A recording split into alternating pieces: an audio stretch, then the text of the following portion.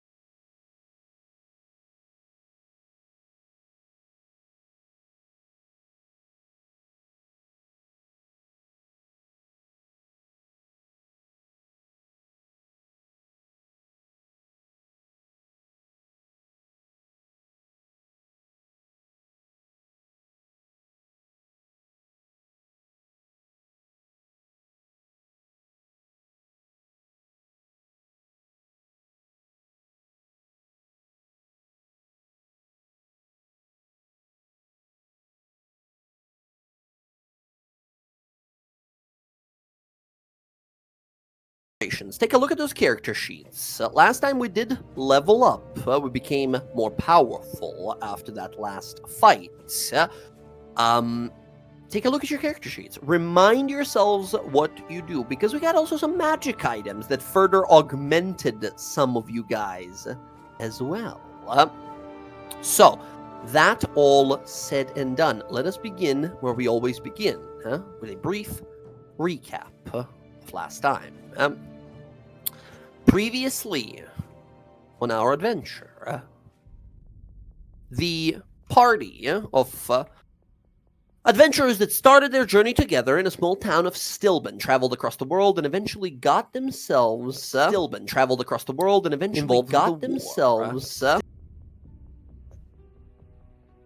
a war against terrible dragons and a paladin champion of the goddess Tiamat, the goddess of greed and evil dragons. We continued our epic showdown against Archon. The drums of war have been beating for some time, and wave after wave of enemies that were defeated at our feet were not enough. Finally, Archon the Cruel and his many dragon minions descended upon us, or we really descended upon them, as we had our showdown on a back of a reanimated Brim Scythe, the Iron Storm. We unleashed all we had. We drove ourselves to our very limits, and it all paid off in the end. With one last arrow, Archon was defeated. His undead arm, the foul, villainous limb of Vecna the Unholy, the Whispered One, fell from his body as we all plummeted down upon the rotting corpse of Brimscythe. With a resounding cheer of the armies of Tal'dorei and our many allies, victory was now ours to enjoy. We spent a few moments sort of looking at some of the new loot before getting ready to finally rest. We did, however, during the conversation there, looking back on everything, had some really intricate, really awesome moments of RP. At one point, Professor Jorland Vor brings sort of almost like an adoptive father figure, or maybe like a mentor figure, whatever you wish to call it. Sort of reminded us, we sort of learned from him. He mentioned that the Ion Stone that was part of the loot, the thing that Krull, the Death Cleric, had, that Roxy, I believe, now has, this superior Ion Stone, was very much so similar to some of the ones, identical perhaps, to some of the few that were stolen from him. The ones that he apparently recovered from Visa Isles. As we learned this knowledge, it was now time to sort of deal with the situation ahead. As we begin here, now, we pick up the early morning after the war. You guys have spent the last 4 days battling non-stop. Mechanically speaking, as you guys awaken that morning, having finished a long rest, all of you feel just how much you've pushed yourself, to what limits, new limits, you have sort of raced to be able to survive that massive battle after those days and days of combat. At the beginning of the day, after having just finished that long rest, all of you have 3 levels of exhaustion. Your bodies are sore, your minds are tired, your eyes are barely being kept open here as you realize you need some serious relaxation. You look upon the outside of the Fort Didaxio where you're currently staying, and you see many of the soldiers still mending their wounds, being taken to medics and clerics and healers and spellcasting healers and such, as the battlefield up ahead, this massive forest that was sort of cut down, burnt down by all kinds of elementals and forces of enemies and ours as well. You see people moving along wagons, the unfortunate side of the war. We see wagons full of bodies, many enemies, but many ours as well. Of the some odd 15,000 Tal'dorei Republic soldiers, the arms of Iman, as some of them that are called. About 4,000 died. The enemies had more than 50,000 amongst them. Every single one died. You all have this realization of how far you've come, the power that you have gathered and gained, and that surely, without you being able to counteract all of those wave after wave of horrible beings, dragons, lizardmen, undead, all of those horrors, Fort Daxio would have been a flattened, burning heap. Iman would be next.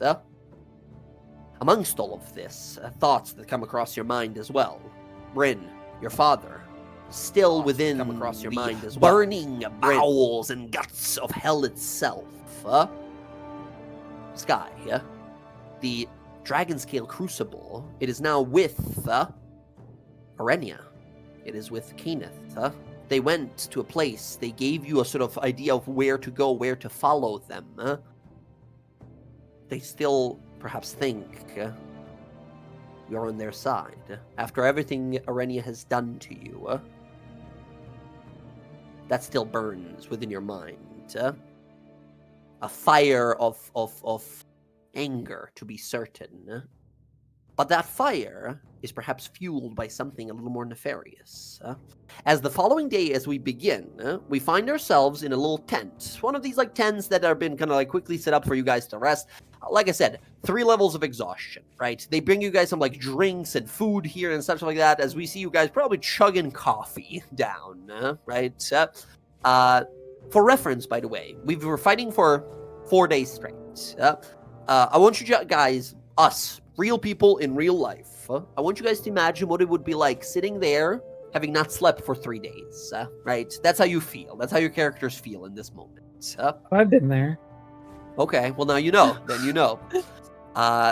As we all sit there, we sit in front of a little table at the center of this tent here. The whole party gathered, looking towards what's on the table there. There, we see a skeletal rotting limb, embedded with gems and empowered by magic of a god. This here is the hand of Vecna, and we still have it in our possession. We yet have to decide what we do with it. Casimir, a great powerful wizard that you are, inspecting it with your divinatory powers. Without touching it, of course, you've dealt enough with the god of secrets, plays and moves and he no wanna touch. He no touch. I think as you magically sort of survey and inspect this thing, you do learn its properties. This is an artifact. This is a magical item beyond the level of legendary. This is as high as magical items go. This is a thing of destiny, of fate, a limb of a god. This limb, this hand of Vecna, has the following properties. I don't know if any of you intend to use it, but this is what it does. No eye. Eye is just in the picture there, but who knows? But this artifact level item, to attune to it, you have to remove your own arm to place it on. If you do, something within you changes. Your alignment becomes initially neutral evil, which means your character might want to do something, but I might have an idea instead what you would like to do. It does, however, give powerful boons. Like, if you wear it, your strength just becomes a 20. Straight up. Every spell and weapon attack that you make deals additional 2d8 cold damage on hit. And then it has a spell power of sorts. 8 charges that can be spent casting some spells, like Finger of Death, Sleep, Slow, or even Teleport. This is the Hand of Vecna. As it sits there in front of you all, you'll look amongst yourselves and realize you have this limb of a god. The very hand that was used to write all of those pages that you have. And should I remind you, we currently have a total of 6 different pages. Again, to go through them here, from the very beginning that we gathered, Spell Plague, allowing you to recover all of your spell slots. Alchemy, allowing you to gain benefits of a long rest on a short rest. Crown, allowing you to gain legendary resistance. Dimensional Stranger, allowing you to teleport yourself and a large group of your allies by a massive amount. And then we have this one. I believe we've not used this one yet or seen much use of it at all, but the Worship page, allowing you to empower your spells or healing to a maximum of their own potential. And finally, the one that Sky has just returned to the party, Sacrifice, allowing you to not only drain someone's very essence, power, strength, magic, mind, all of it, but imbue them onto yourself, gaining this godlike sort of ascended form for some time. Of course, all of them have horrible drawbacks, but you now have the hand, the very arm, the very limb that drew these into existence. I think I would be remiss to say here that, Casimir, you want the world to be Vecna-less as much as possible. You want the world to be better, not worse. But your genius mind doesn't let you overlook a small detail. It would be ideal, Casimir, if your mind was not as sort of as highly intellectual as it would be incredible if you could just overlook the fact, the idea in your mind that if this hand is what drew the pages, can it also permanently destroy them? But that means a horrible price. That means a price of changing oneself, allowing oneself to become perhaps a pawn of Vecna. Is that worth it? As you all are staring down at this hand here, what do we say? What do we do with it particularly? I mean, how do we destroy the thing? I have no idea what you just fucking said. You all just kind of rambled it. It Good. one. She's laying in her bed. She's laying in her bed, just looking up at the tent top. I thought, How do we destroy the thing? what's her name wanted this? The lady, the mage lady in the city. Yeah. Laura mentioned that if you guys, whatever you figure out what to do with it, if you have nothing else, she will try to seal it away with powerful magics and try to like keep it away from evildoers. After all, she's a member of the Arcana Pensophical, the sort of mage council that protects the continent of Tal'dorei from magic and magic artifacts. Do you think that the way we destroy these pages, we could destroy the hand too? I mean, it's possible. I doubt it. The hand's an artifact. Pages aren't. I don't think there's a way for us to possibly get rid of this. I think if there was, somebody would have done it a long time ago. Stupid. people have been thinking. using Do you think so? Exactly. I think anybody who had the opportunity to seize it I want to take it want to to use it for themselves. Western. Take it to the Oh man. Temple of Arathis. It's there. I was talking. I promise. My mic is muted. I'm sorry. Oh. I responding off Roxy's statement. I don't think they would have destroyed it. I think perhaps the God of Secrets would have subverted their will and made them want to want it instead. I think if we try to destroy it, it might. As much as I'd love to, we have to figure out a surefire way to do it. I don't think you can. I think your best bet is taking it someplace where it can be contained. It doesn't matter where it's contained. The God of Secrets will always know where it's at. Yeah. The point is, it's always going to be corruptive, right?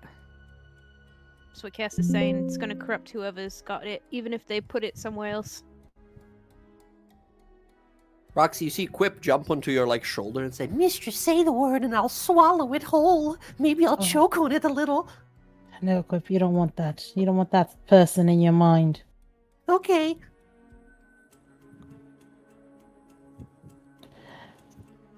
I mean,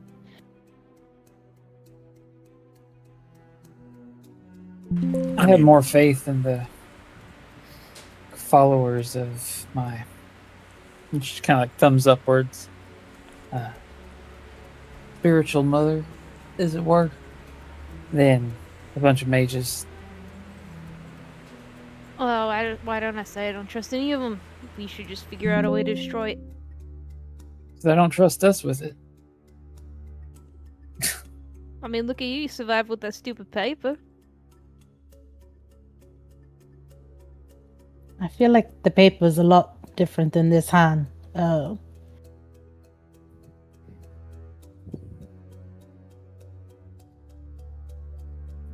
will remind you guys, you do have a home base when we went to Wittebach, that place where we went to recover that arcane battery, right? We have a place, a safe in there, a vault as well, if you want to hide it or keep it there. Once again, we have a Giga robot protecting it right now. Wouldn't it nullify Yeah, it? but the hand kind of moves on its own too, Do we which is notice? it was definitely moving like when it was trying to Hey, attack Jelani, welcome Archon, in. and then when How's it going, I brother? picked it up, it was grabbing at me before I put it You in the guys have bag. definitely seen it as he tried to strangle Archon, one of the times when you guys were scouting out. So it definitely has some sort of mind of its own, or Vecnas perhaps.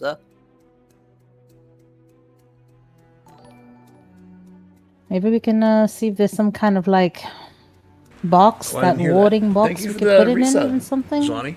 to travel with it. How you doing, man? Definitely don't want it just chilling in our bag. I feel like that's just really bad. I agree, but I don't think us carrying it, even in a warded box, is the best route. But how else are we gonna get it to Western? Oh, I thought you meant just carry it with us. Oh in hell no! I don't general. want that. No, I don't want this shit with us. No, in Hell Western, no. we're not keeping it. Hell no! I wish we could just stick it in the damn ocean. I think those of you proficient in religion, you would know that the greatest enemy of Vecnas is Ayun, the goddess of knowledge, right? Honestly, I think Roxy, you think to yourself, the people who would really be interested in protecting this and hiding it away, probably Cobalt Soul. I mean, any good god would want to see a relic of an evil god locked away. But those ones who would be most fervent and Thank interested, you. Appreciate probably it. followers of Ayun. As another option. I mean, I know the Cobalt Soul would want to keep it hidden, but I mean,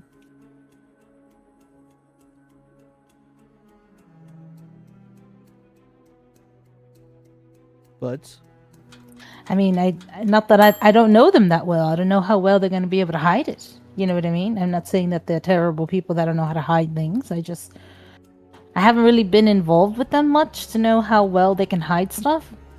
They have a very open door policy about who can visit their places, which is, well, if you're wanting to keep it hidden, a little concerning.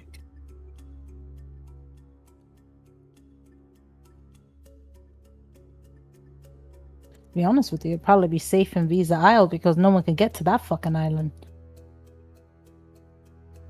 You would think that, but apparently a lot of people have gone there.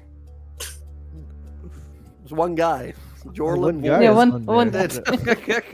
And Ash found a way on there fairly Ash easy. found a way, but that turned out to might have been a little bit of help from someone here's mom. Yeah. But I feel like your island got a lot of shit going on in there, like all the undead things underneath the ground and stuff. I feel like that would I just be a agree. bad I mix. Don't know if that's the best idea until we have a better grasp of what's going on.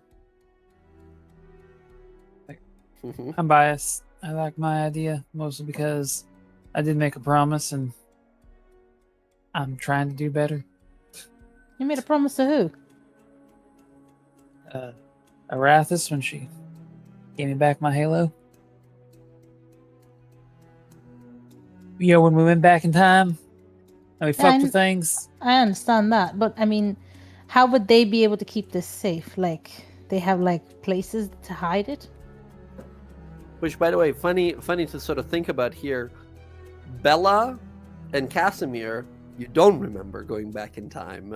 It's like, when did you do that? Because that's right, we possessed our what? bodies afterwards, so you totally forgot all of that. Because your real bodies, also like souls, caught up without that memory of going to the past.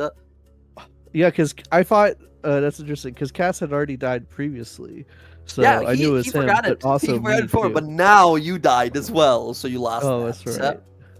What the What fuck do are you you guys mean, talking going about? back in time? Yeah. We'll tell you when you're older. Don't worry about it.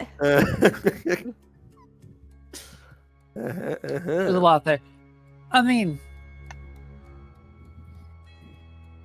fairly certain I can. Western houses the primary temple to her.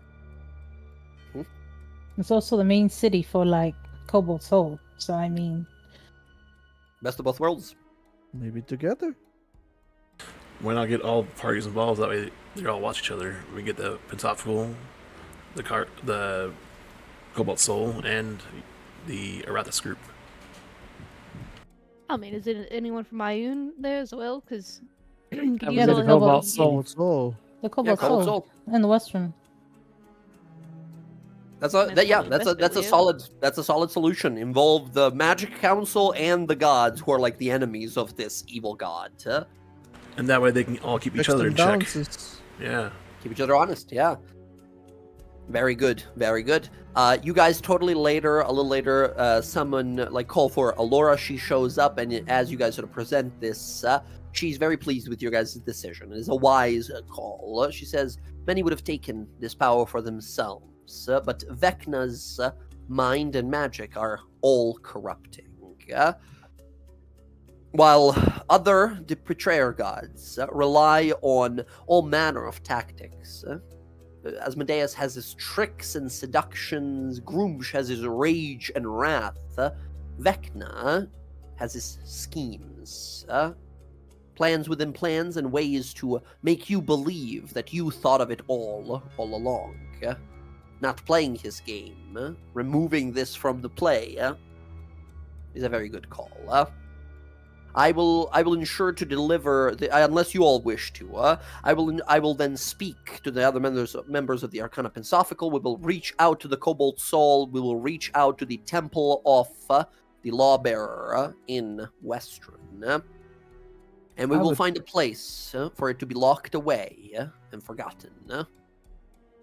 I kind of want to deliver it. I think that's correct. I think we need to be the ones to Check place it. Certainly, I am deathly exhausted. I am very tired. I am all tapped out of most of my magic. I would love to teleport you there right away, but it looks to me, she kind of looks around the room, says, looks to me that you all are feeling the after effects of such a vast encounter as well. Do you think you can keep hold of it for another day or so until I recover my strength as well, and then together with the other members of the Temple of Arathis, Cobalt Soul, and the Arcana Pensophical members, we can go to Western. Yeah, I've held on and to I it the do last agree with couple days or so. I do agree with Sky that we need to be the ones to place it. Very well, very well. It is only deserving that you do. I mean, if you really want to go now, we could just go to the Cobalt Soul here and take us over there. Here, we're in... Cobalt Soul in the middle of a camp in Fort Daxia? I mean, it's anymore. We can just go there, and then we Mine can is go not from there. close. The Cobalt Soul people did show up to sort of like help in this fight as well, but Cobalt Soul people do not have a mage here powerful enough to teleport people back to Western. They're monks. They're ninjas, and they have some like mages, but most of the mages don't do fireballs or teleports. They do like legend lores and learning spells and stuff like that. Let me check my teleportation circles. I might be able to. Western does not have a official teleportation circle, like a building with it at all. It's not a magical enough town, so I don't think you would have had a teleportation circle to Western. Unless The only one that the has one in it the is castle. Cass. Is the only one that has it because I got him that one from Western when he was with me. Well, in the so I Cobalt was Soul. I was seeing if I had one Cobalt for Soul. Amon, if we can get to Amon. Yeah. But I do not. Iman does have a place in there called Traverse Junction that people can teleport in and out of, which, by the way, you guys did use, but I don't think when Sky was around. I'm trying to remember. Oh, no, yeah, remember, you used it once to go to Singorn Yeah. once. So I will say, Sky, you can give me an Arcana roll to see if you can recall what it was. 20 is the number to beat. 11. 11, not so much. You sort of remembered. Once again, your magic is not a learned magic. Your magic is a magic of instinct and sort of reflex. You're a sorcerer. You don't exactly recall the portal circle. Yeah. It's all runes and shit to me. As you guys sort of sit there for some time, realize like, okay, we'll deal with the hand. We can either do it. We got to figure out a teleport and such. These people will be able to take us tomorrow. Next, still complicated topics for discussion here. What do we do next? What is the next goal? We have like a few angles we can explore. By the way, in your current state, a level of exhaustion has been sort of reworked in the 2024 book in a way that I kind of like. It's a lot more sort of balanced in a way. Level exhaustion means you have a -2 to all d20 rolls, to checks, attacks, and saves. Each level of exhaustion is additional 2 minus. So you guys are currently at -6 to all attacks, saves, and checks. A greater restoration spell can remove exhaustion, or just taking consecutive long rests. How much time do I have before my mom's wedding? About a month. A little less than a month at this point. I'm kind of running out of time, guys. It's just been fun and all, but I kind of need to go to hell. Oh, not gonna go anytime soon since we're fucking exhausted. Well, I mean right this second. I mean next time we leave. You have to find someone who could take us there, plane shift us there. The only person who can that we know is your mom. You want to tell your mom, hey, can you plane shift us to hell so we can go get your ex-boyfriend, husband, so we can bring him to your wedding? You know, I might be able to trick her. I might be able to figure it out. You're gonna trick her to take us to hell. Yeah. You do know who your mom is, right? Yeah. I could do it. Oh no, actually, I think the only person who told us who could do it is like the queen of the elves when we went there. Yeah, you were Yeah. told that the High Warden, which is like their leader, their like princess and queen, has that kind of power and magic. But you guys have seen what Tenuviel can do. That one fight when you guys were in Singorn, she turned the fucking skies all like moon basked and nighttime and such. She can perform some miracles. She could maybe be able to pull it off. She revived Casimir after his body was decimated. Who knows? Well, what about your dead ship? What about that? I mean, we took it to hell once. I think we could probably go to hell again. We're gonna need some more arcane batteries. We're gonna need that big ass one from the dude's chest, probably. Yeah. All right. Yeah. And we may want to, not saying that we need it, but I was thinking about some of that broomstone to like turn my dad's ship into like a ship or an airship. Cause that way, like, if he's in a battle, he could just fucking fly away. Look, if you take me to hell and we find my dad, I'll get you whatever the fuck you want. We gotta steal it from the ships here. Yeah, whatever. Whatever. we'll get it if you bring me to hell. I think, Bryn, you think to yourself, like, well, there might be another place I can get it for you. If I get some, like, a little bit of downtime or something like that, or a little bit of time. I've been to the elemental plane of air. That's what that magic is. It's air magic, lifting, like levitation magic. You went to that, like, air elemental city before. You might be able to hook it up there. Would they But, be you able know. to go with me or no? Because they're not. They can't. They breathe. could, but they would probably be arrested for being different, right? You're the only air person there. Wow. Sorry, Wow. guys. Everywhere not we an air go. Person. Yeah, everywhere we go. Bryn has two sort of elitist places to go: Singborn and Air Elemental City of Zephyr. All right, I might be able to work something out. I actually know where some is. That might not require stealing. So.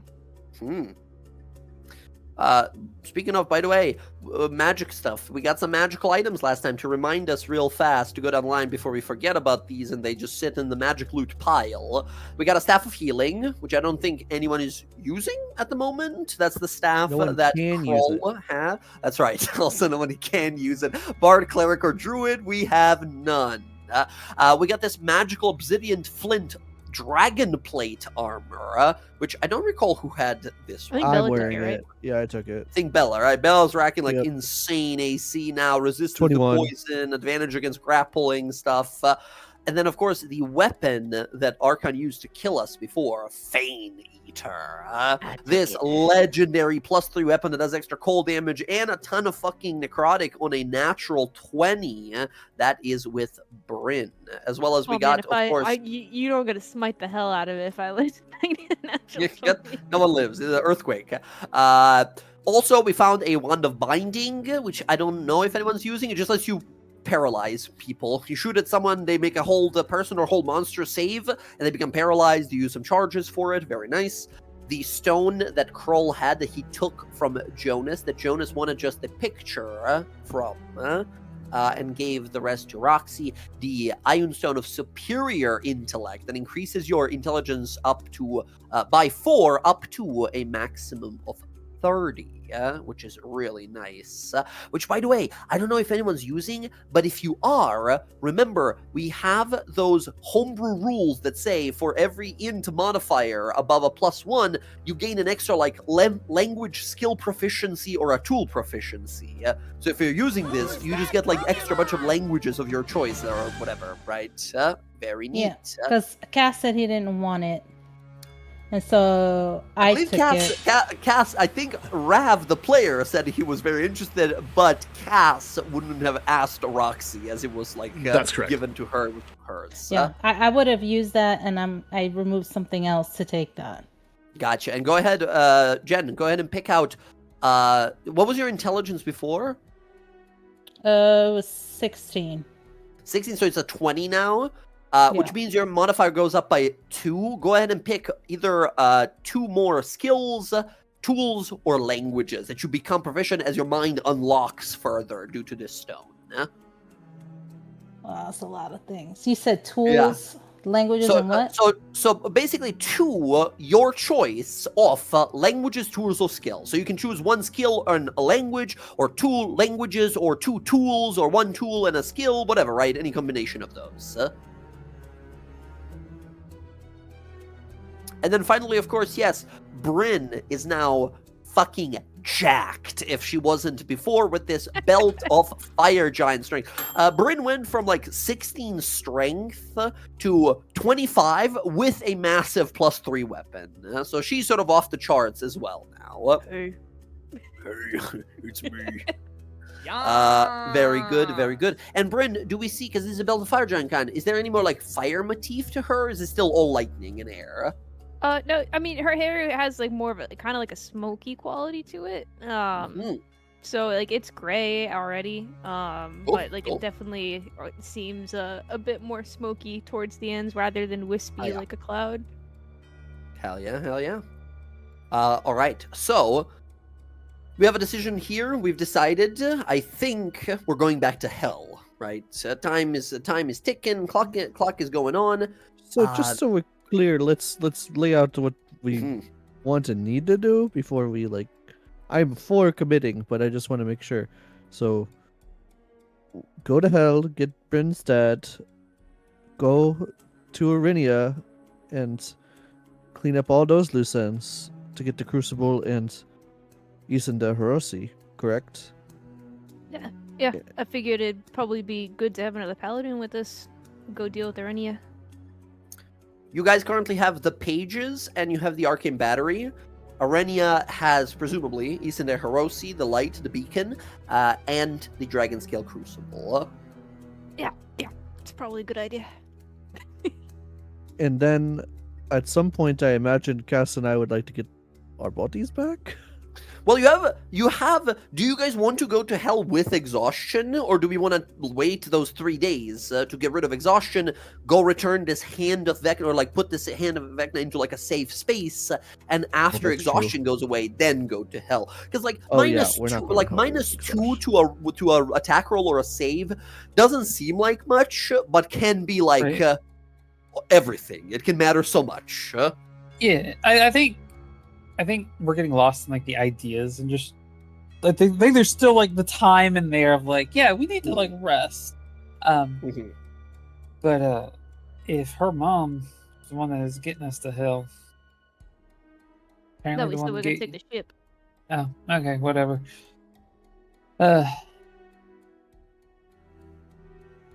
Bodies or hell first? Just I know that's a good point. I mean, where do we have to go to get their bodies back? If you got 3,000 gold, you go back to those druids and they just give you your bodies No. back when you reincarnate. They can if you actually pay them, they will set up a ritual and actually like give you return your souls to your right bodies. It is Singorn. Singorn could work as well. Yeah. You think, Bryn? You think Tenuviel might be able to? She's the most powerful cleric you know that you've seen in action as well. She will certainly be able to perform such a spell to like return your friends to their original bodies. Well, yeah, but the problem is, Guy, you can't come in. So But Well, wait she just- outside. She doesn't need her body. She's fine. I know, but if we're already there, like, what is it? Why wouldn't we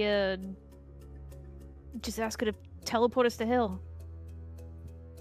Because I I feel mean- like you're, Going I back feel and like forth. you're asking her way too much, and I don't think you're realizing what she's gonna ask from you for those things.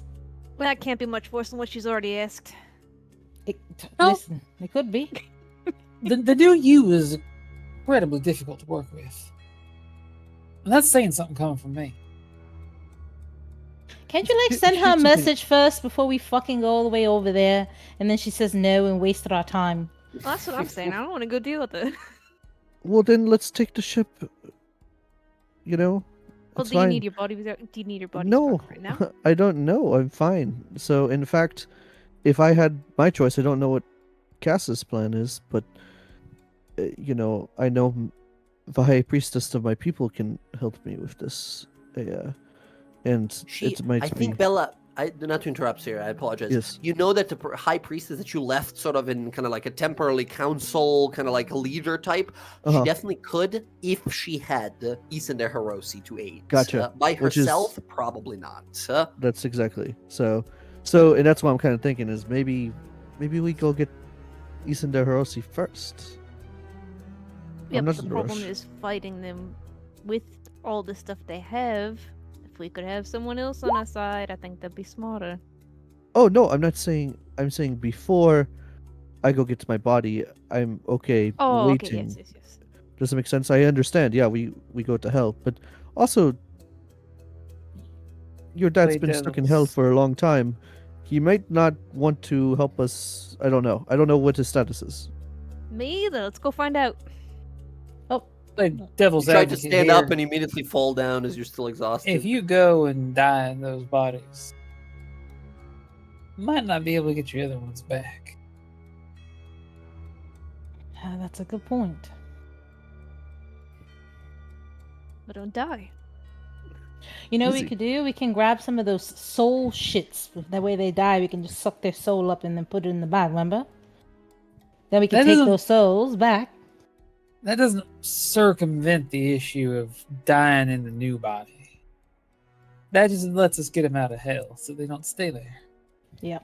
I mean, Well, I mean, would you rather just be dead forever in the hells, or would you rather survive? That's not what I'm. Okay, I'm raising okay. a concern that if we go off and we do this and we Okay, go storm the gates so- of hell All to right, get we to got Dad, 6,000 It- gold. Does everyone got 6,000 gold? Let's just fucking I deal have with this right plenty now. of gold. So, am I understanding correctly? Then we're going to take the hand, stow it away, go to hell, get Bryn's dad, which I'm okay with, deal with our bodies later, then Arinia, and the Crucible, and it's into Hiroshi. No, I think Sky is saying we should just pay the money and get the druids to fix your shit before we go to hell, because then we won't be able to put you back in your body. We're gonna be over there anyway. that how Sky's that works? worry is that if you guys die in the new bodies, then when we go to resurrect you again, you just come back as you are.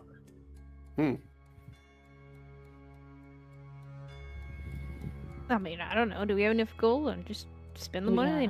Yeah. I don't know how much money everyone has. I mean, if we know your mom will do it, just ask her. I don't know if she'll do it. She won't. That's what I'm saying.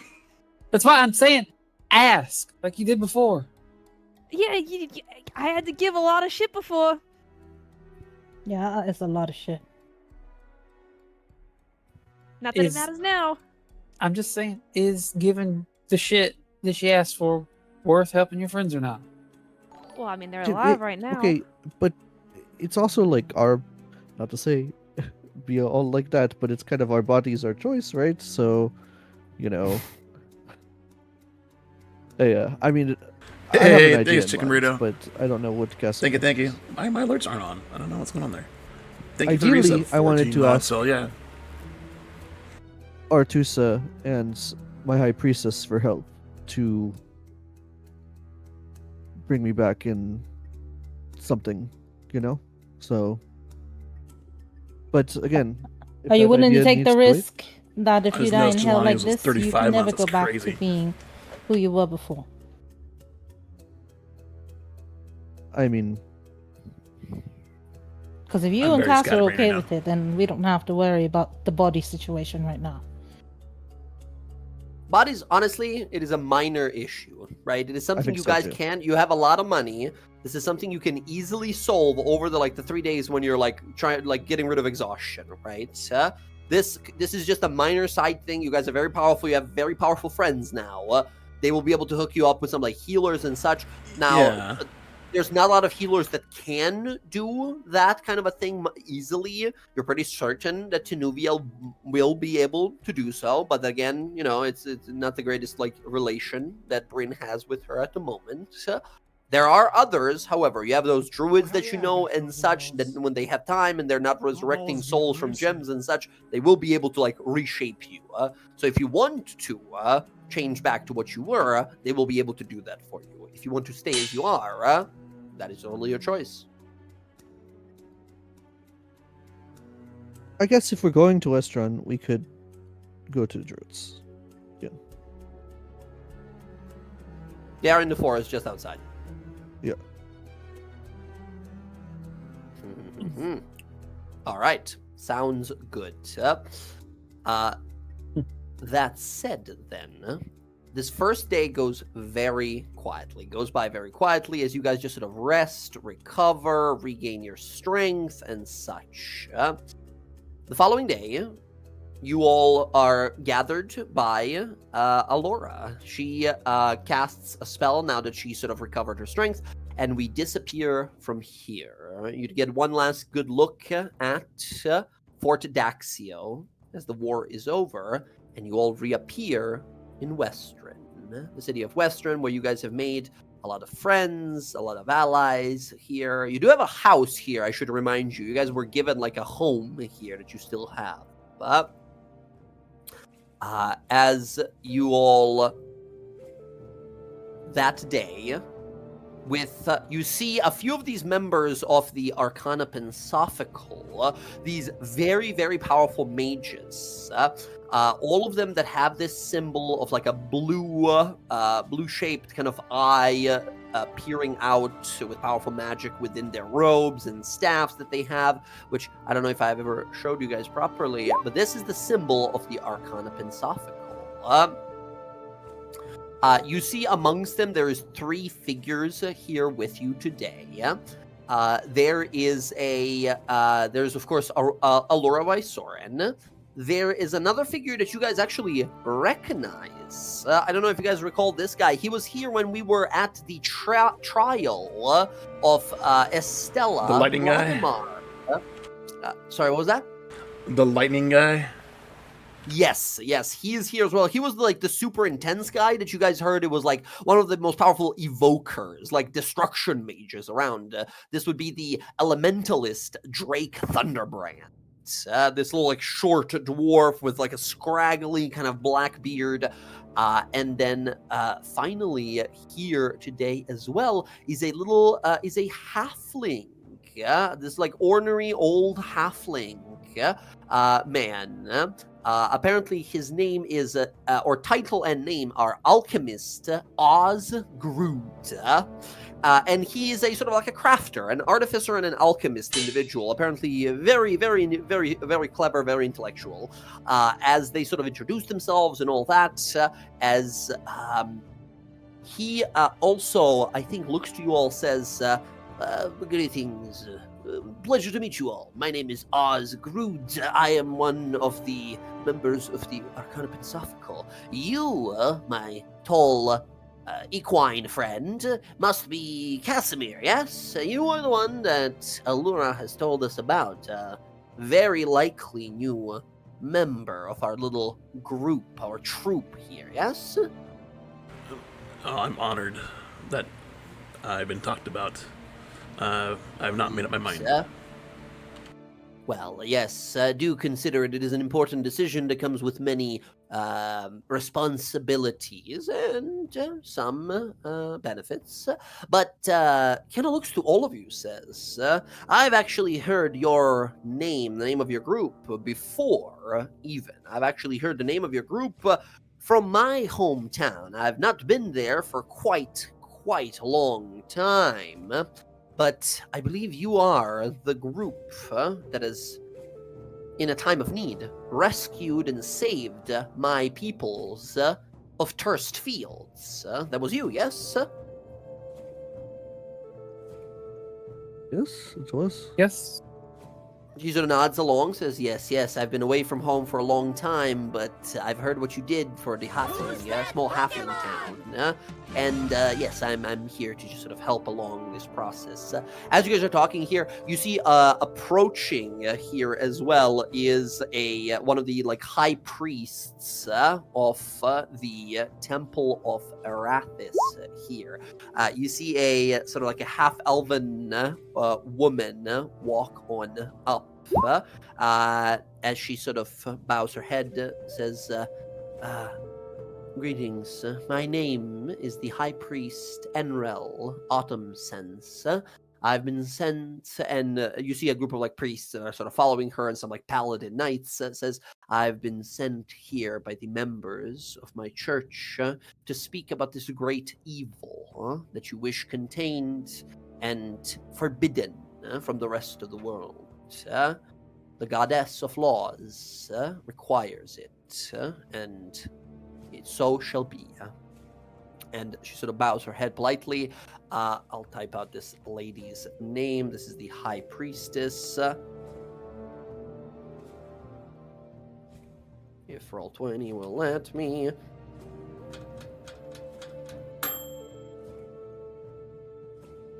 Oh my god, sorry, having some connection there. There we go. Okay, we're back. This is High Priestess Enrol Autumn. This lady. You see, she sort of looks amongst. Let me see here. Okay. Jen, by the way, you get to choose 2 total. Right? Oh, I thought you said. Oh, I see what you're your saying. modifier went Okay. up by 2, right? Gotcha. Okay. No worries. But yes, as she sort of approaches, you see, you look over, and Roxy, you glance and you see the members of the Library of the Cobalt Soul approach once again. Their symbol looks something like this. We've seen this one before. As they approach, you see a face you recognize immediately. You see Cressida Holt there, the sort of expositor, the orcish woman that sort of walks on up. And she walks up, sort of shakes everyone's hand here. They all give this like deep monkly bow to everyone. Says, "Nice to meet you all. I'm here as one of the agents. I'm here to ensure the safety of this relic of the enemy of our goddess. This here with me is the High Curator, Griselda Cassius. You guys see a half dragonborn, like a half dragonborn individual, some like humanoid, humanish features to the face, mostly like a human-looking woman with like draconic scales along the sides of the sort of ears and the side of the neck and such. More so looking like a draconic sorcerer than like a dragonborn person. But yeah, you see that's like half dragonborn. He says she is the leader of the Cobalt Reserve in Western. Here, our leader and gatherer of all knowledge. And Alora sort of steps up and starts talking to you guys, as well as eventually you guys find, working with these powerful groups, a place to keep this Hand of Vecna safe. They ask of you, do you wish to know where it is? Because none of them are fooling themselves. Everyone here knows that there is no such thing as hiding this thing from Vecna. They ask you if you wish to know at all, just in case, because magic exists and you could be used as puppets, you never know. Do you wish to know where they will hide it and protect it?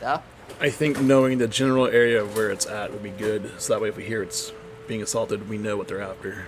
Maybe not its specific location. Okay. The two factions, the three factions here, agree that below the city of Western here, in one of the old forgotten catacombs of the Lawbearer Shrine of the temple here, a set of rooms will be made in labyrinthine order, empowered by Alora's powerful abjuration spells and protection seals and glyphs. The riddles and markings of the Lawbearer, placing all kinds of holy wards against any sort of villains and unlawful creatures that would enter there, as well as protected away and hidden from magic detection by the powers of Ayun, her eyes closing on this artifact. Yes, the artifact will be hidden away and protected. As they sort of finish up here, everyone sort of shakes hands, everyone says hi and goodbye, as all of you kind of head your way back to, well, your home here in Western to recover. You open up the doors, and as you do, you see immediately Roxy. You see, as the door opens, Alfie runs on up immediately. You see, he sort of runs on up, he smiles, kind of looking to all of you. You guys see this kid that Roxy sort of kind of helped off of the streets. One of these like urchins here who I believe originally tried to pickpocket her, and then she sort of turned his life around in a grand way. He sort of runs up, says, "Hey, cool lady, you're back." No. Any cool things that we were sent or stuff like that?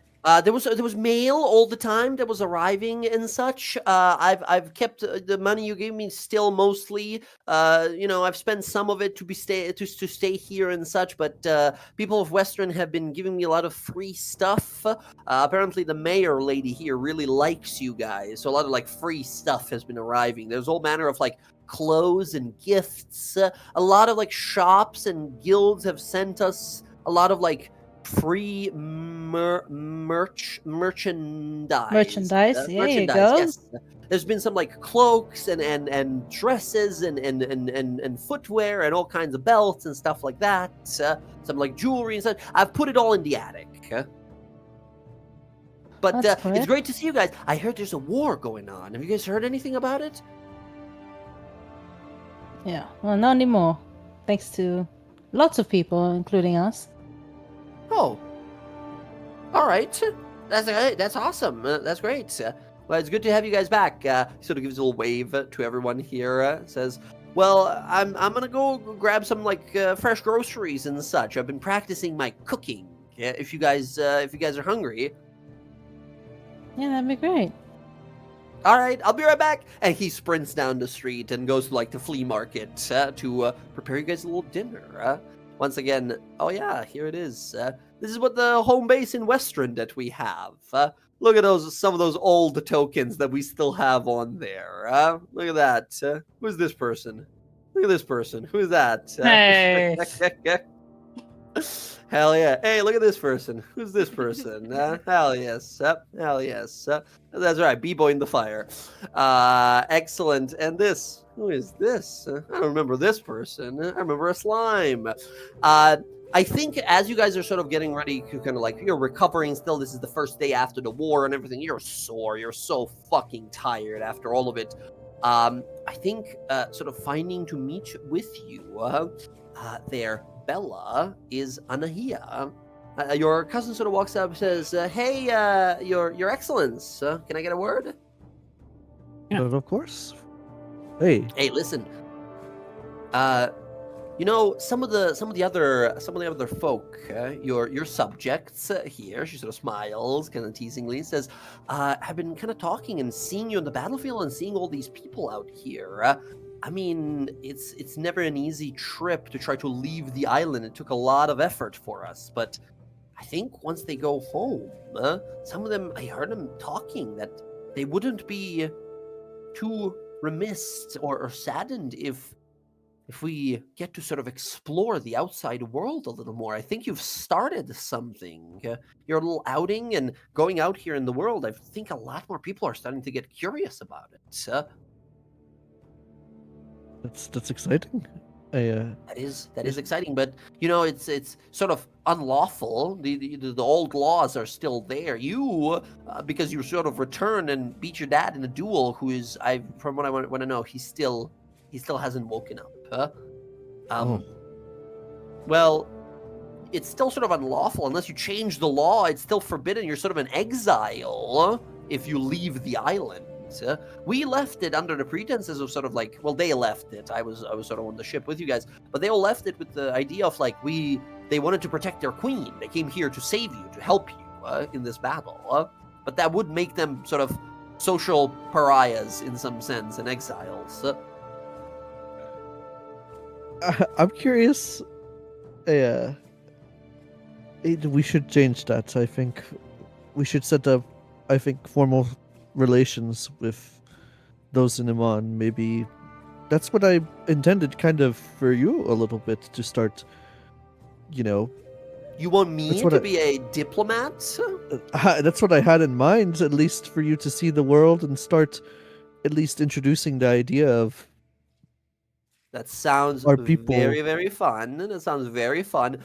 I am having a lot of fun shooting people in the dick with my new gun on the pirate ship. But talking to a bunch of fancy folk who want to talk my ear off and give me a lot of compliments also does sound kind of fun.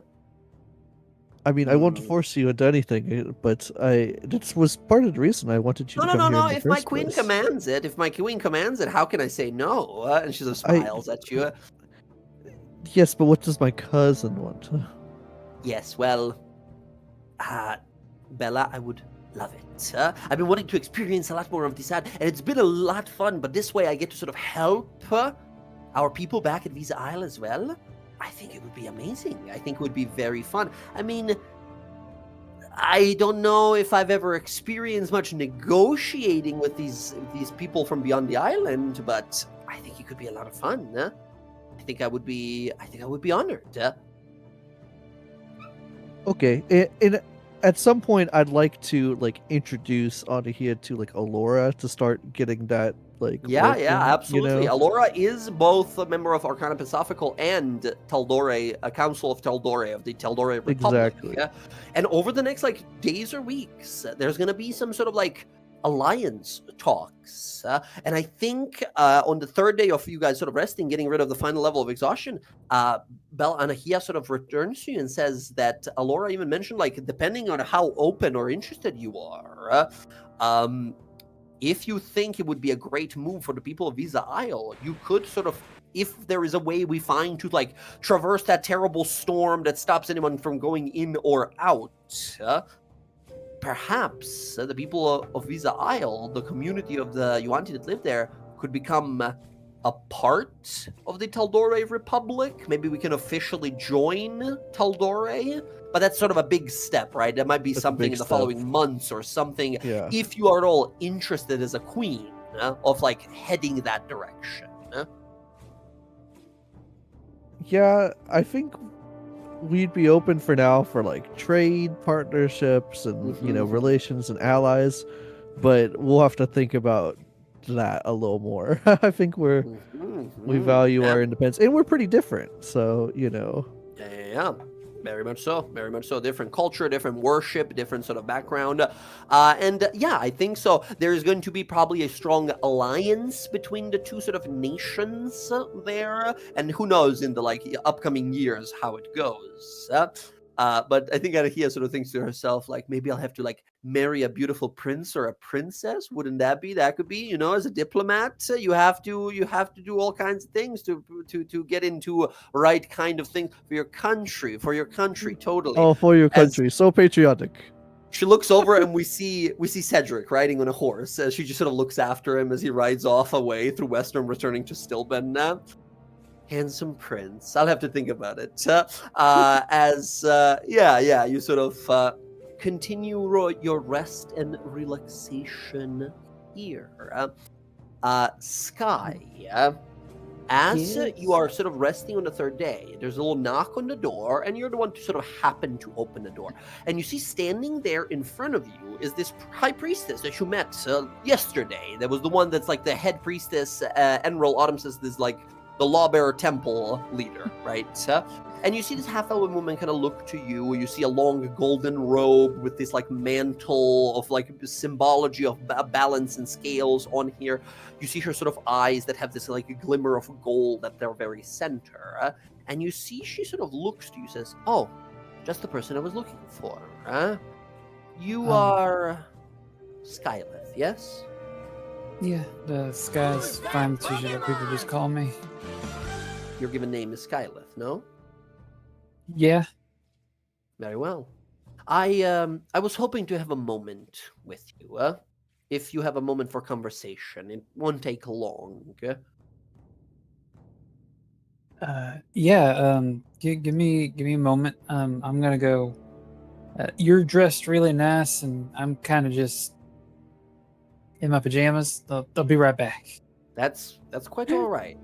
As you sort of go back, like dress up a little bit as you sort of return.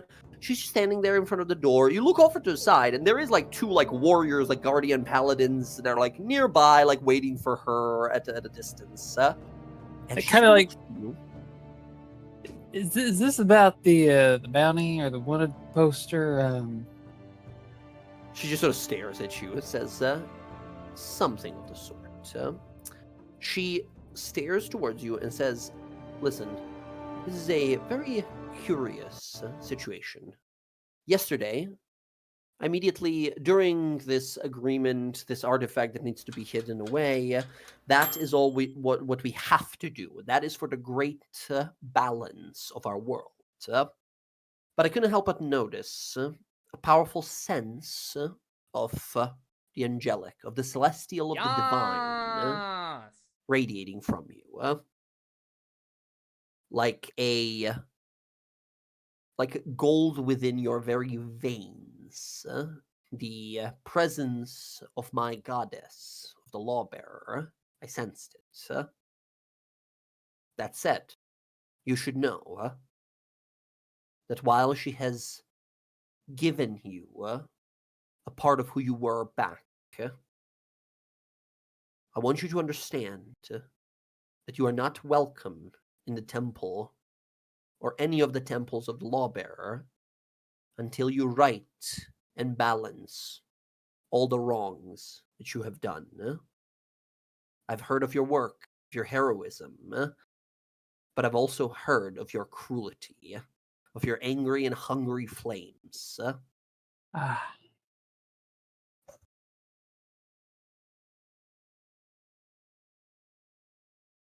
Until such time that you truly, within the very burning ember of your soul, your heart, feel that you have struck balance, then you will be welcomed amongst us as her blessed, as her chosen, even perhaps.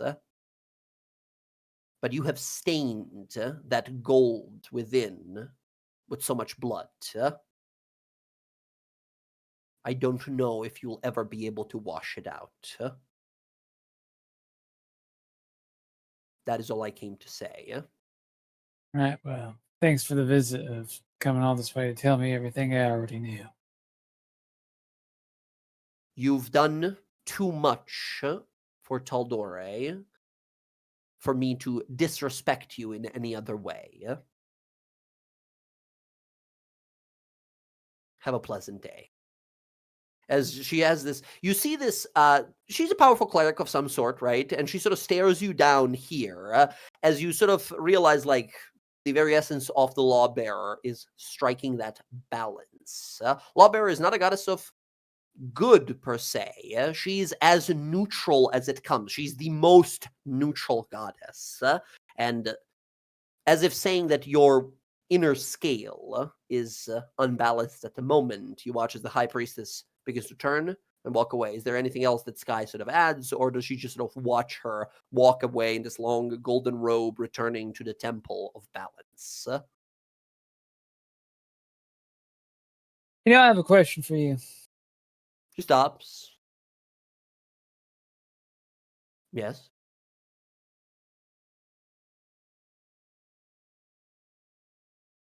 I know I've done a lot of terrible things, but I have to ask, who determines the point of view of which things are either for ill or for not?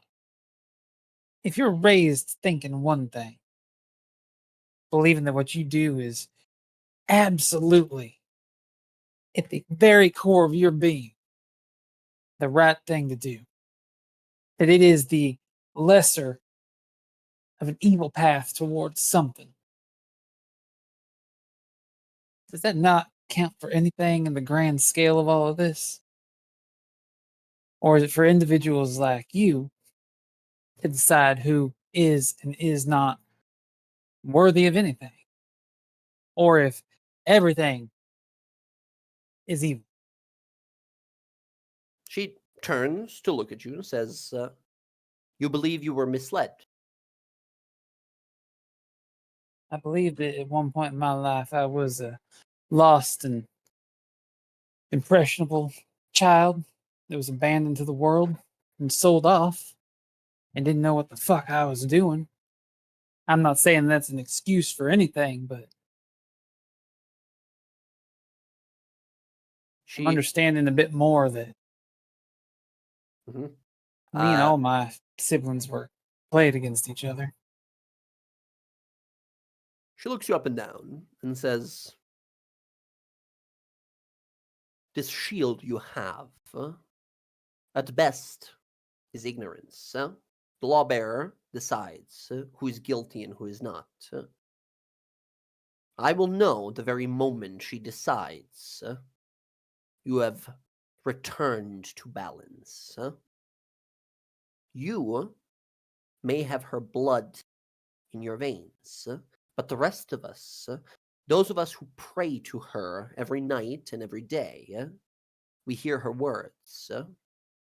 She has spoken to us a few. And, Skyleth, do not mistake yourself. I am not your enemy. I'm only enemy of those who walk the path of chaos and villainy. If you consider yourself that, then I am your enemy. But if you say as it is, if you say that you have been misled, walked this path that was never intended for you to come out on the other side as a person of purity and balance of heart, can we not say the same thing for every damned soul lost to the hells, devoured by the fiends, walking the only path they know? You have spilled blood, burned towns, until a point that you yourself feel you have made up for that fire. You will know, and the lawbearer will allow you back.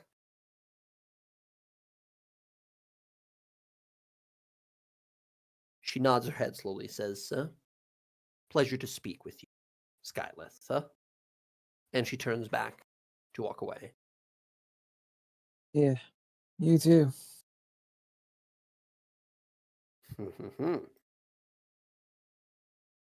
As There's a distinct slamming of the door when Sky comes back and boom! just jam.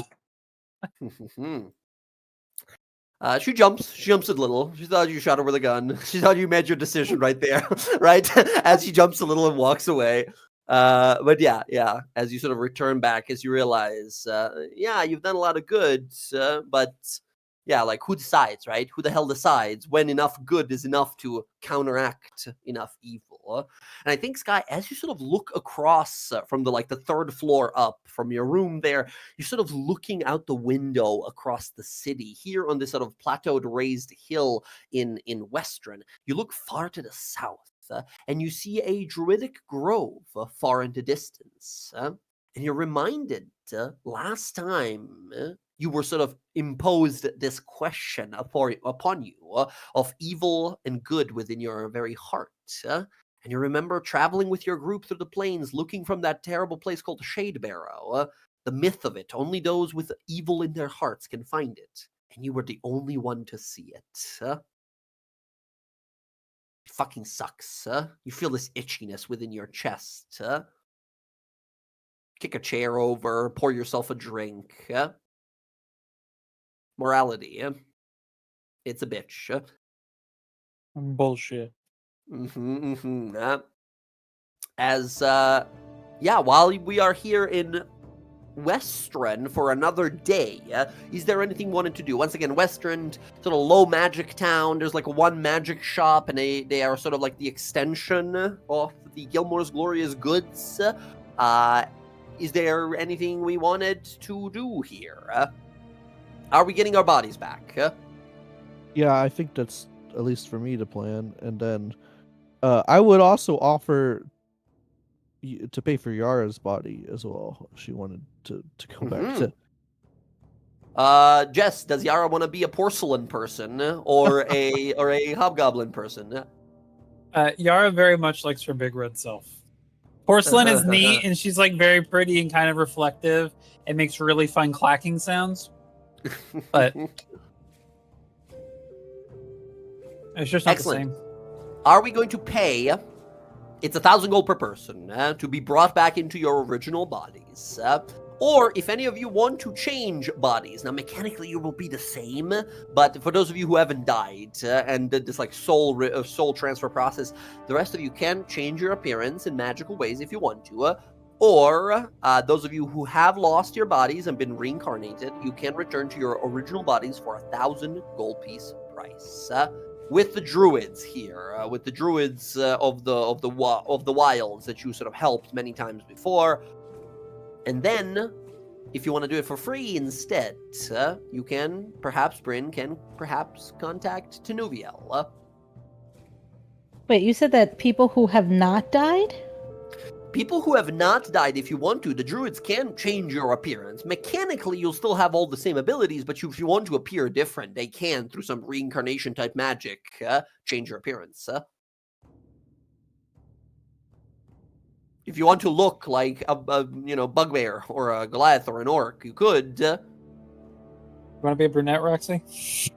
No, I was gonna see if they can turn me into an elf, so that way I don't have to worry about dying in 100 years. They can make you appear as an elf, right? But you won't, like, mechanically, you won't truly be. It just changes how, like, your appearance, not your actual, like, soul.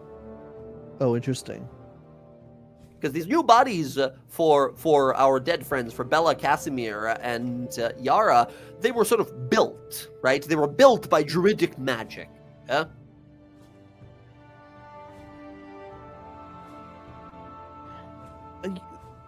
I was curious, and I'm curious. I just wanted to see if this was a possibility, because I think it would be fun. Okay. I would like, if possible, to maybe get some of Artusa's help with getting back to my original body, and maybe Cool. with a little bit of a fey flavor to it. A favor, yes, very Or good. fey flavor. A flavor. Very good. Yes.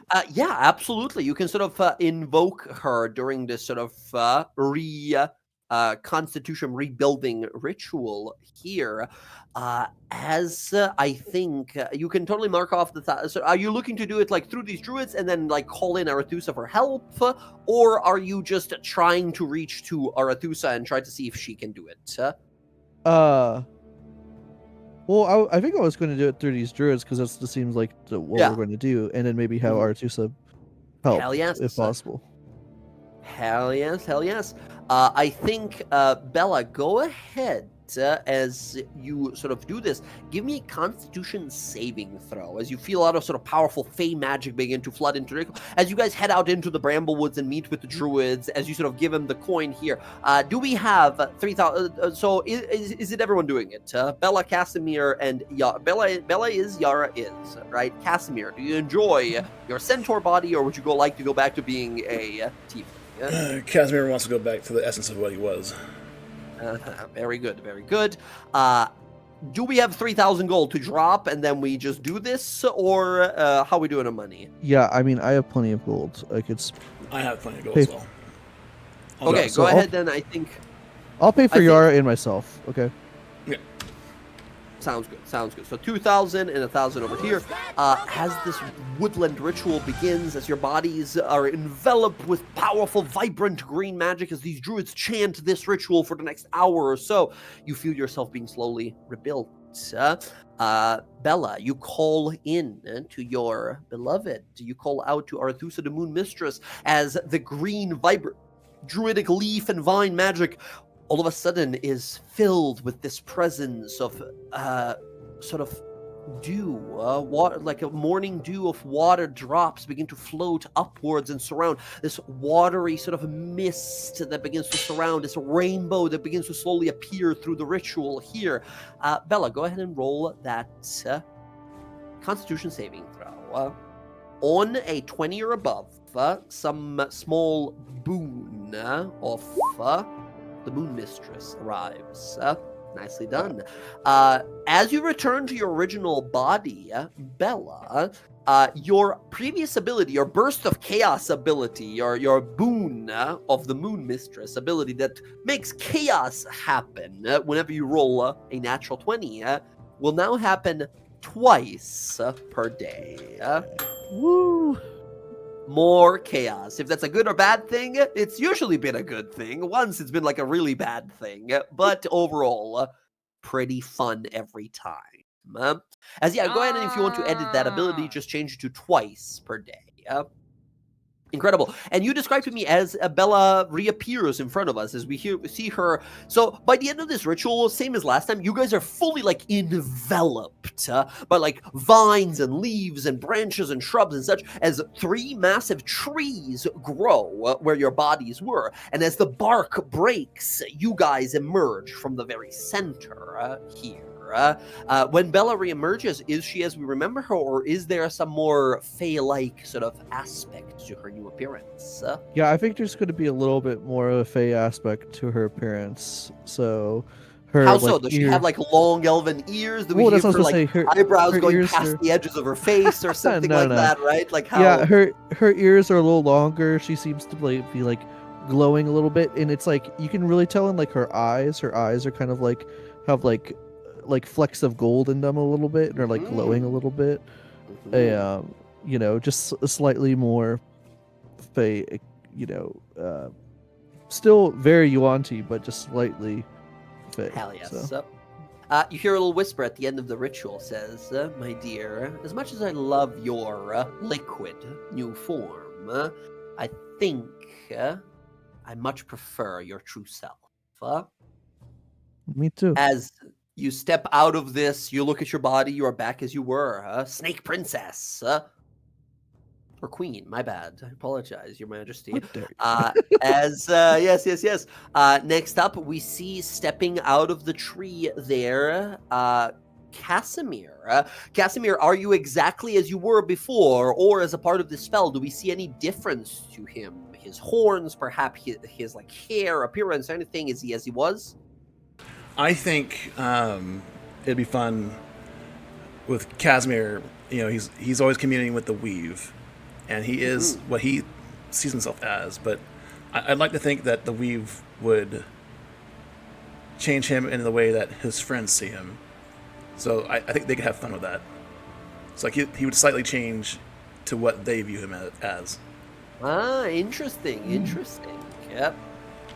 Gotcha. So I think to yourself, Casimir, in the mirror, you look exactly as you were. But due to some small mystical sort of aspect of Ayun's magic, of the weave, as we call it, whenever you guys look at Casimir, some part of him that is most sort of noticeable to you seems a little different. So if you guys don't mind here, Bryn, Emily, when Bryn looks over to Casimir now, is he different in any way other than, you know, how we sort of know him from his art and such? I'd have to think about this.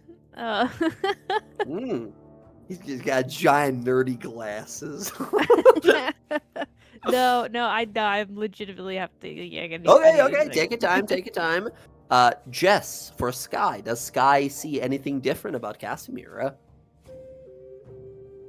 Yeah, she's always said that she sees a lot of like Soric in him, and now she definitely sees a little bit more of that. Like not so much in like a full-on resemblance, but like angles of the features, and they're just kind of like the way like his hair like did the little like bang thing. She sees that on Cass too.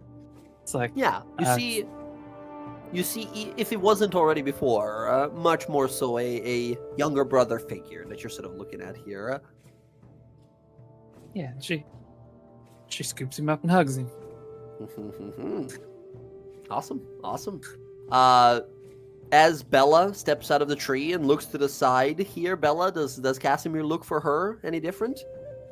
Yeah, I think he just seems like a little more confident, a little more like up straight, a little more, you know, just glowing, I guess, in a way that like it's like, oh, like, you know, he's kind of like being more confident, stepping into himself, being a leader. Of course, Bella, you've seen the miracles that he has pulled off. How could it be that such a powerful wizard doesn't have all the confidence in the world, right? Hell yeah. And then Roxy. When Roxy looks over to Casimir as he steps out, does he look anything different? I feel like she would notice that he looks a little bit more not as nervous as he used to normally be when we used to go in combat. I guess because he's already died and there's nothing worse than that and he survived it. Casimir, by the way, died twice. Died twice now. Resurrection is getting harder and harder for Casimir. Yeah. Excellent, Casimir. You look at yourself and you see, I think, in this like pond, this lake that is ahead of you guys here in this druidic grove. You see yourself there. You wonder to yourself what your friends might see. But Casimir, again, there it is. You see a little flicker of green in your left eye. And the reflection in the water smiles creepily. Still, Vecna, even after you've come back twice now, finds you oh so interesting. His eye still on you. You know it's just him playing his tricks. You blink a few times as you focus. Your third eye that opens, you see your true self in the water there. Vecna cannot do anything to you. You have repelled him from your mind forever.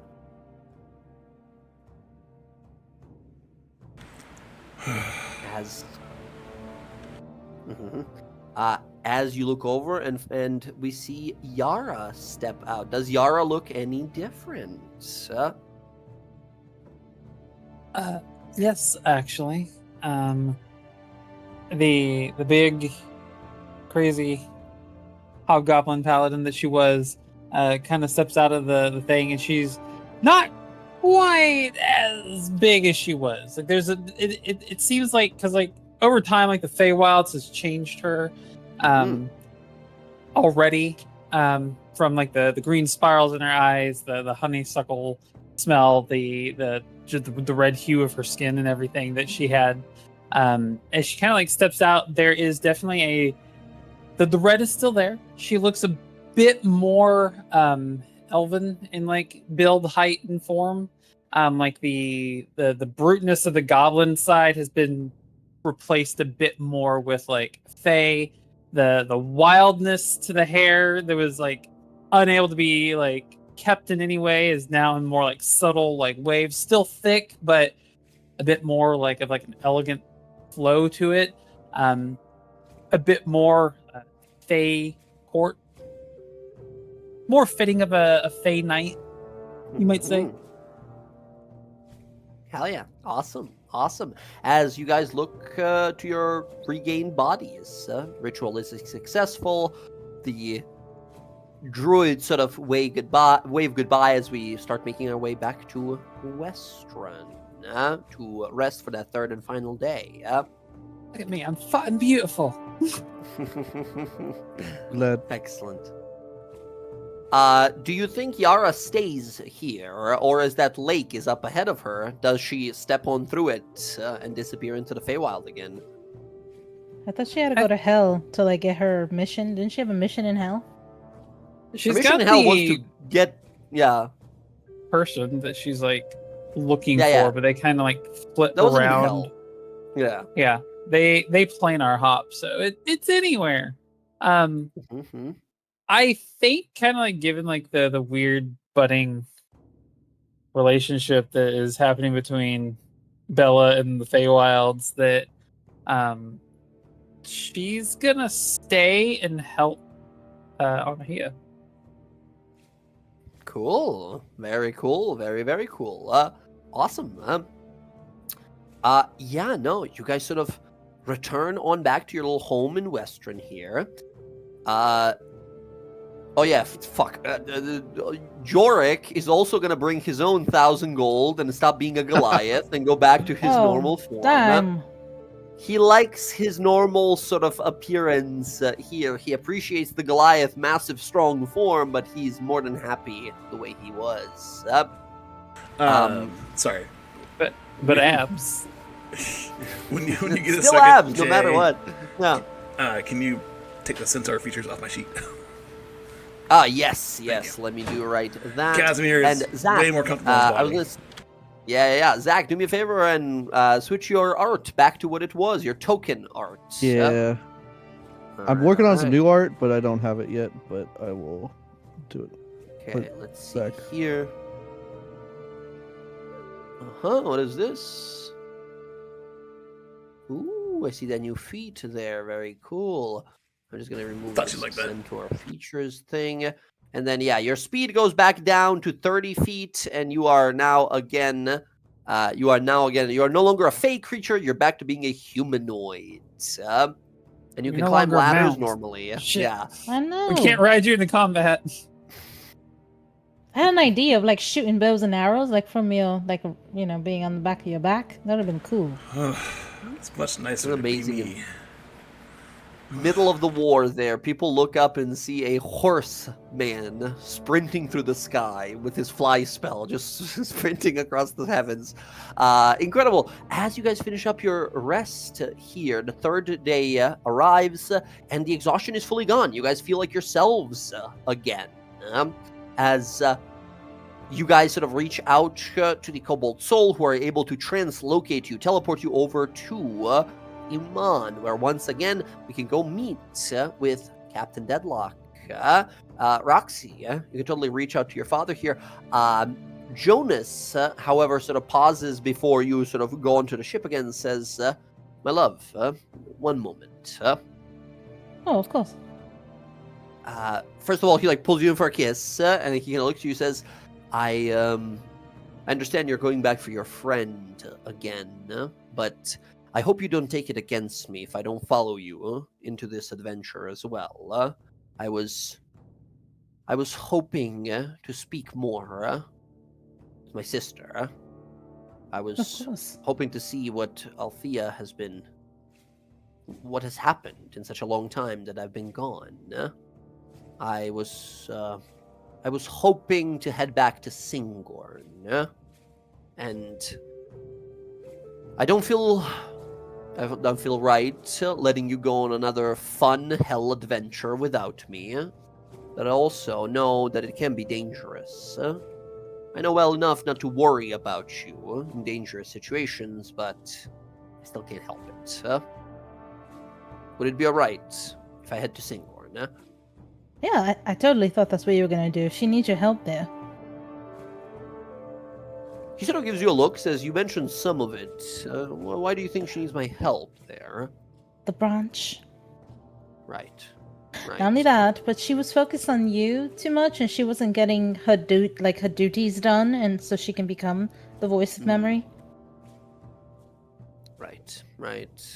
But mostly because of the branch, just in case, I've told her so many times, that vine overgrown city of Singorn, still too boring for me.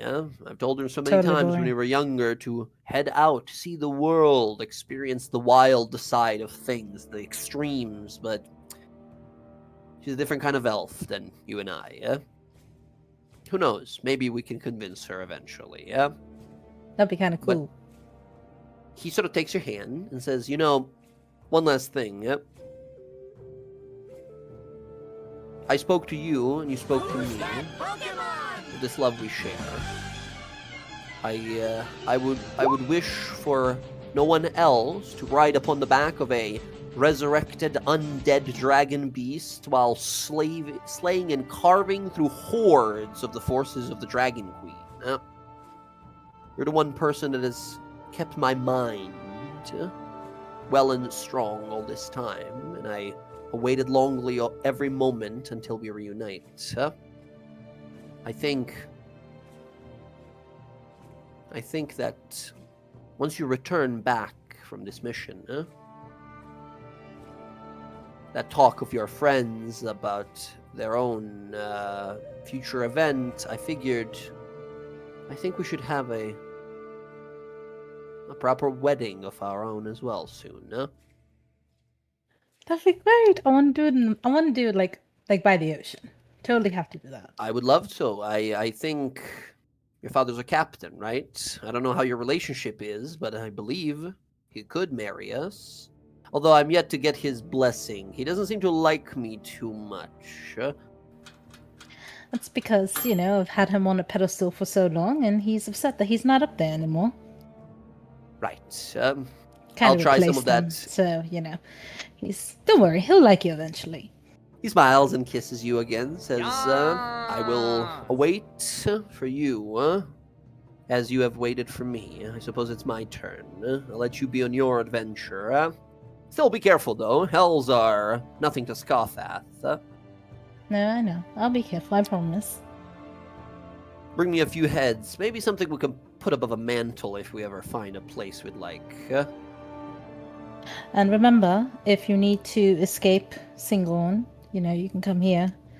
And if you really need to go somewhere, last resort, Stillbend. And then she'll write down the name of the place where the Myriad is and what to say to get in there. Yeah. That's the last resort. In all honesty, I would rather fight my way through these Myriad thugs, but honestly, I'm not the biggest friend of either Myriad or the Clasp, of course. Yeah, well, I'm kind of like part of both right now. It's kind of a... Huh. You'll have to tell me all about it once you're back. It's kind of a fucking mess, so I will definitely tell you. Messes are fun. They're chaotic. They're unpredictable. Keep you on your toes. Yeah, this close to finding Declan. This fucking close. His face sort of hardens. He says, once you do, allow me to prepare an arrow. A special one. Oh, lots of them. Lots of them. Very good. Make that fucker bleed. Anyway, go ahead. Make many devils bleed. And then hopefully I'll see you very soon. She'll hand him the sending stone that she got for him that Jorik was supposed to give to him, but then he couldn't find him. Yeah. That's if you need to get in contact with me. Very well. She'll give him a big hug and a kiss, and then she'll run back to everybody. Gives you a big kiss. The rest of you guys are standing there. The kiss goes on for a little longer than you guys would have expected. They're sort of making out for a while as everyone's just standing there on the docks waiting. He like pulls back. They're both like breathing heavily. He's like, all right, I will see you soon. And he walks away. You turn back as a shadow. He's gone. Before we leave him on, can I get a tinker's tools and some black powder? Yes, Tinker Tools, 50 gold. Black powder, you have to roll me a D100. It's a very rare material. On a 61 or above, you find someone who's able to sell it to you. What you said it was a what? 61 or above. Oh, damn. So there's not enough black powder here. I'll ask a lot my of dad. it is like... You can ask him here on the ship as well. He will give you, absolutely, as he sort of sees you, says, there you are, Cher. Welcome back to the ship, everyone. Are we heading on a whole another adventure? Yep. I think we have to Seems go that back way. to hell. All right. Sorry. Did you say hell again? I thought we just did hell. Unless you know someone who can plane shift. Not so much. Yara raises her hand. No, you can plane shift? Wait, what? There we go. You had a powerful ally the whole time. Yeah, Yara's got a boon she can plane shit. I thought she could only plane shift herself. Yeah. Yeah, but you didn't. I mean, all of us. Like All shit. of us. Oh. Specify. I see. I mean, Very 'cause well. I don't know if we want to go back because, like, we have this bark and we can go directly to the spot, but we need. Hey, someone kiddo, to- I don't mean to hurry you up, but I am here illegally. There's a bunch of guardsmen right there starting to figure out that I'm a pirate. We got about 10 minutes until we got to boogie out of here. All right, I guess let's go. All right. Anahia sort of like waves from the shore here, as I imagine Yara as well, like waves from the shore here as the party hops onto the ship here as we sail on out. As you guys begin to sail on out, you see some of the guards begin to sort of rush on up. And you hear them like yelling from the coast, stop right there, as the sails fill with wind. And we begin to sail on out of Iman. You see a bunch of like pirates start shooting guns into the fucking air, freaking the fucking guards out as they start like bringing this. It's not like alarm starts ringing on the dock area as you guys sail out into the Osmith Sea proper. As you sail on out, you see he looks over and says, "We still got some of them batteries you all brought us last time. It'll be enough for one more trip. After that, if you want to head to hell, you're going to have to find a lot more juice for the ship here. One way, or is that a full trip back around? Full trip, back and forth. Oh, hell Now, yeah. are we going to the same place? Because if you remember last time, we left you at that shore and you had to do a whole lot of traveling across Hells. Do we have any way to make this a little narrower this time? Yeah, the Does she have shard. I something? have the shard of Archon's tower. I kept it. He takes it. He says, "Excellent. This will work just fine." You see, one of the deckhands says, "Sir, I don't know much about magic. I just wanted to ask: is there any water or lava there for us to actually sail near this rock? Because I'm gonna throw it into the engine downstairs. But if there's no water, are we just gonna appear on land?" There's a lot of land. There was nothing really, just at the base of a tower. Okay. There's also a lot of Captain- ships and shit there, remember? Like those vehicles that we left there. Yeah, you guys, Yeah. you're like fucking hell vehicles there. All right, want just one. asking. Hey, he what's brings the, it over. What's the carrying capacity on your ship? Kind of looks over. You see Captain Deadlock say, "I mean, depends. We got a few extra spaces in the brig. We got enough space here for maybe 15, 20 tons of weight." Sky, are you thinking about He said Remember that. when we land Sky, are back you on thinking the about grabbing one of ocean? them vehicles? Yeah. Yeah, but you know when we Okay. get back on the ocean, it will sink with that heavy shit on there, right? I mean, if the ship can hold the weight, it's not going to sink. That's why I asked what his carrying capacity was. You're gonna really drive a hell vehicle, and she's going to point to her lawbearer thing in her halo. You're going to drive a hell vehicle like that.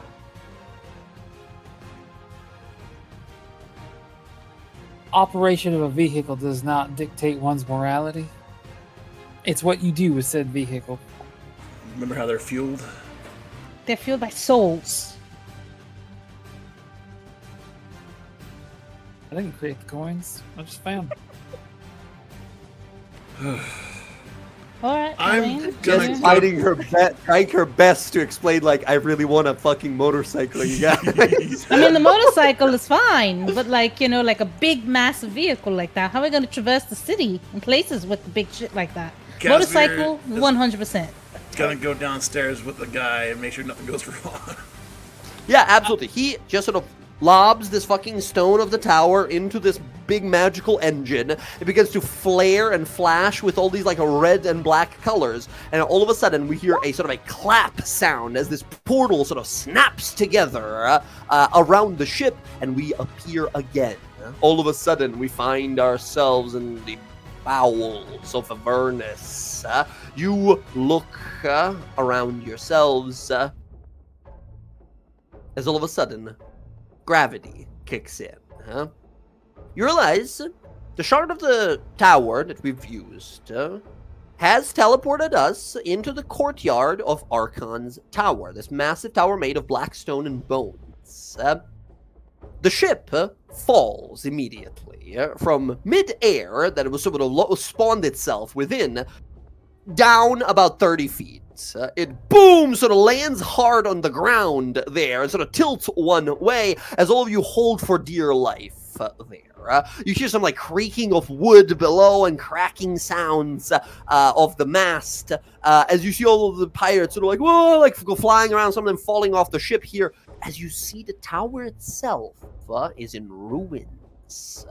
The tower is full-on sort of destroyed, brought down into cobbled stone and hellish fires that burn everywhere around it. You see all manner of dragons circling the skies above. You see Captain Deadlock adjust his hat, says, well, I'd say we made landfall. Although, looks like we're sort of marooned here.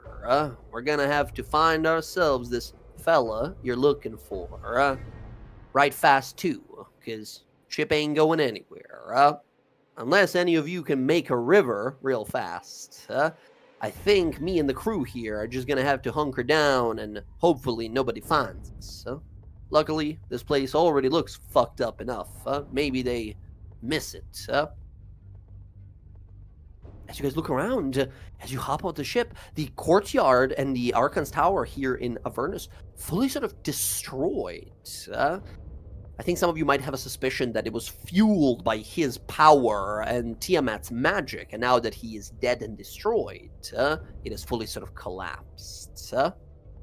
Bryn, That's, I think your dad was on the top level.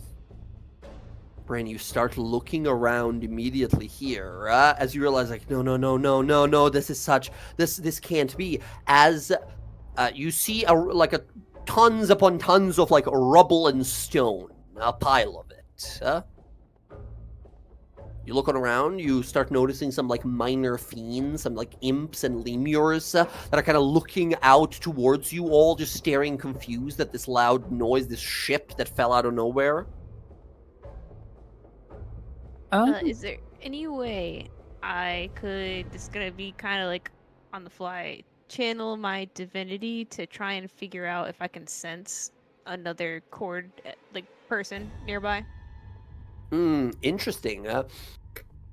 I'll say no need for channel divinity. You can give me here. I think that you're sort of like trying to sense it, sort of almost using your sort of like divine sense ability here, as you try to detect any like celestial cord power here. Go ahead and give me a perception roll, but instead of wisdom, you can use your spellcasting modifier, your charisma. Ooh, okay. So just a charisma flat then? Sure, if you are not proficient, yes. Come on, roll 20. Do it. Here it comes. Here. Oh, natural 19. 24. Bryn, you sense something from within the rubble. As you rush forward to, like, grasp onto it, these massive boulders and pieces of the tower that are in front of you, you instinctively try to sort of move them away as you're about to sort of, like, hunker down and flex to move these with such power that you now hold. This boulder in front of you, you toss it sideways. This, like, massive, gigantic boulder just sort of flies sideways as you realize this giant power that you now hold. With it, the rest of you guys notice that Bryn has like spotted something in the rubble. You begin to like move the rubble away and apart here. And as you finally reveal it, you see one of the rooms of the now destroyed tower has what looks to be amongst many like books of infernal knowledge and lore and scrolls about siphoning power, redirecting a flow of energy from one soul to another.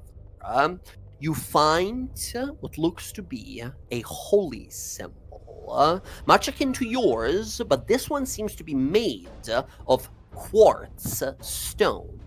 And the bolt of lightning that is streaked through it is made of some sort of crystalline glass that seems unbending and unbreakable. You see a powerful, blessed, holy symbol of cord here. And as you grasp onto it and look around, you are certain this is Yolnir's holy symbol. You look down, and amongst these notes, as you begin to look on through and around, you see a mention here, a note of someone called Orobus the Chainmaster, the devil warden of the prison of Cord's Hammer. The way they say Cord's Hammer, it almost like refers to a person rather than an object. As you sort of look through the notes here, on a 24, you find a map of the local area, as well as a description of one of the buildings upon a like a lake of lava, a prison built around this Cord's Hammer person. They built a whole prison around this individual. There are mentions here of this Cord's Hammer person who roared like a living storm across Avernus here and nearly killed Archon in their duel before being surrounded and held down. Now he serves us as a ever-living battery. Infinite energy source. Lightning flows from his veins, and we drink it up. You see an infinite spell slot cheat here. They've been siphoning infinite sort of divine energy from this person.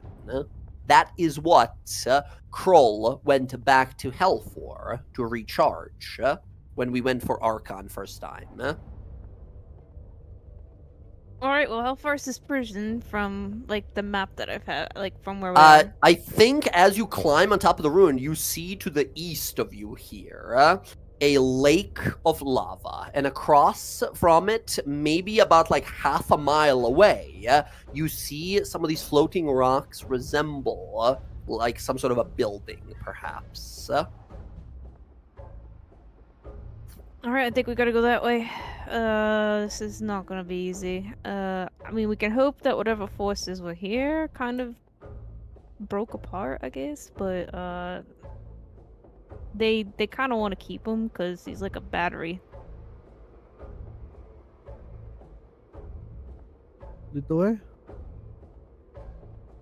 Alright. She leads the way right up to a fucking cliffside. Sure, You guys see a lake of lava. Sure, your dad count as a strong force of elemental air? Asking for a Probably. curious friend with a elemental shard.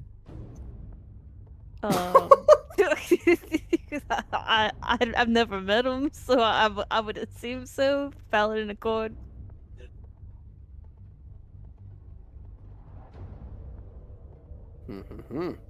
How many of us can fly? I could fly. I can. So that just I can leaves jump real far. Bella, myself, and Wait. Roxy. I can't. We can't. Yeah, I can't fly.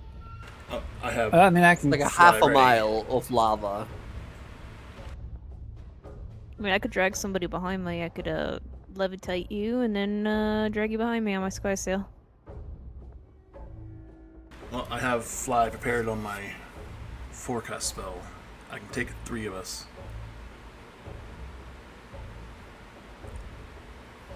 Will fly get us there?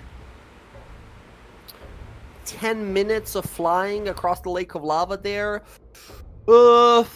Half a mile. It's gonna be a close call. I'm gonna need some like athletics rolls for us to like zoom as fast as we can. Let me. Give me a sec. I might be able to do you one better.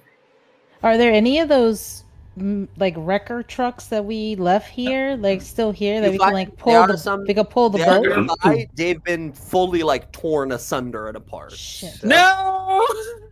I'm gonna. Can I scavenge When- for any kind of like metal? When you guys left, parts? an army of dragons sent infinite fireballs down here, and as we disappeared, they sort of destroyed everything. Oh yeah. If this wasn't stated, fire aura for today. Just throwing that out Right, there. makes sense, makes sense. I mean, I'm already immune to it. Well, no, now I'm immune to it. Never mind. Now I'm immune to it. Can I look for any like pieces of those wrecker trucks to see if I can make stuff out of it, like arrowheads and stuff? Oh, you want some like hell steel? Yeah, hell yeah. Hell yeah, yeah. You can like some like chunks. You can mark down like you have 5 hell iron. There's some bigger chunks that you like have no space for. You don't know where to put them. They look a little jagged. You don't want them to like puncture the bag of holding. You grab a few that work. Oh man, Sky, look at your shit. They fucked it up. We gotta have to kill them now. You see the giant wrecking ball nearby, sort of destroyed. You see the giant the demon eater fucking vehicle nearby as well, like torn asunder. Once again, infinite dragons landing. As you guys look above, by the way, the skies are choked with red clouds and what seem like specks from this distance. You guys see truly hundreds of dragons up there. I'm having an emotional moment right now. Because really attached to that truck. I try to see what we can salvage, but it's really fucked. Mhm. I mean, if you want, I Yeah. could try to tell my dad to put pieces of it, and we could try to put it back together. I mean, I got all these things now that I've been fucking around with. You know, that's a great idea. Have him do that. I'm a bit of an engineer. I might be able to put it back together. All right, well, Mhm. she'll tell her dad to try to like get pieces of the specific truck. You want me? You want us to start loading up the chunks of this black metal onto the ship? Yeah, I think we could put it back together. Sure enough. My next that- downtime project, build my truck. Listen, Dad, I'm working on something to try to get your ship to be able to be a ship and a sky ship. He tears up. My darling girl, I've never been, other than when I had you and your sister, never been happier. Think about it. If you're like cornered by a bunch of pirates, you just fly the fuck away. If I'm cornered, I kill my way out. Well, that's true, but you can kill them from above. Right. Maybe we can fly the ship upside down. Now that's something. You see all the sailors like, no, let's not do that. As he's just like thinking to himself, this is gonna be something. They're gonna shit themselves back at Darktow. Yeah, that's what I was thinking. We can go there and kill that fucker. Maybe you there's can be much the to Plank said. King. I know you're quite busy now, but there's a long story. Me and Marinos, he's the reason I've been gone for a long time, Anyway. So, if you kill the Plank King, do you become the Plank King? Is that how it works? I feel like we can talk about this another time. Your friend's about to leap into lava there, ready to leave. But maybe something we can do after all this is done, She's just thinking about how she wants to be like the queen of the pirates. Hell yes. Yeah, as you guys sort of, kind of gather together. Are we doing fly, right? We're casting fly and we're flying across. Mm-hmm. Yeah, I've got my sky sail too. Sky sail as well. Yeah, you can levitate on it as much as you want to. That's totally So- fine. As Casimir goes to cast the fly spell from his forecasted spell, he's gonna make an oopsie mistake and cast a spell on Bran. What? Okay. Not tell her what it is, but it's that one because he knows what she's getting ready to go into, and she might not be thinking straight. And then he'll cast fly. Premonition. Yes. There we go. Premonition. Experience future. Once during a spell's duration, when the target would take damage, it can choose not to take that damage instead. One-time immunity to damage. Very nice. Bryn, you have this for 8 hours. You can tell me when it pops off. Premonition. All right. Premonition. Very good. Excellent. As you guys set sail, sky sail that is, and fly across, you watch as this prison becomes closer and larger in your sights up ahead. You see vast, tall walls of blackened, dark, and gray stone. You see creatures kind of moving amongst some of the palisades and the windows there as you all get closer and closer. You begin to see like a swarm of mosquitoes that begins to move your way. Slow at first. These tiny specks of dark that ignite with green flames. As you guys realize, as you're approaching this prison, a barrage of hellfire arrow volleys has been shot in your direction. Unfortunately, flying our way in, we're doing not much for our stealth here, and the defenders of the prison immediately fire away. I need the whole group to make dexterity saving throws, please. Well, shit.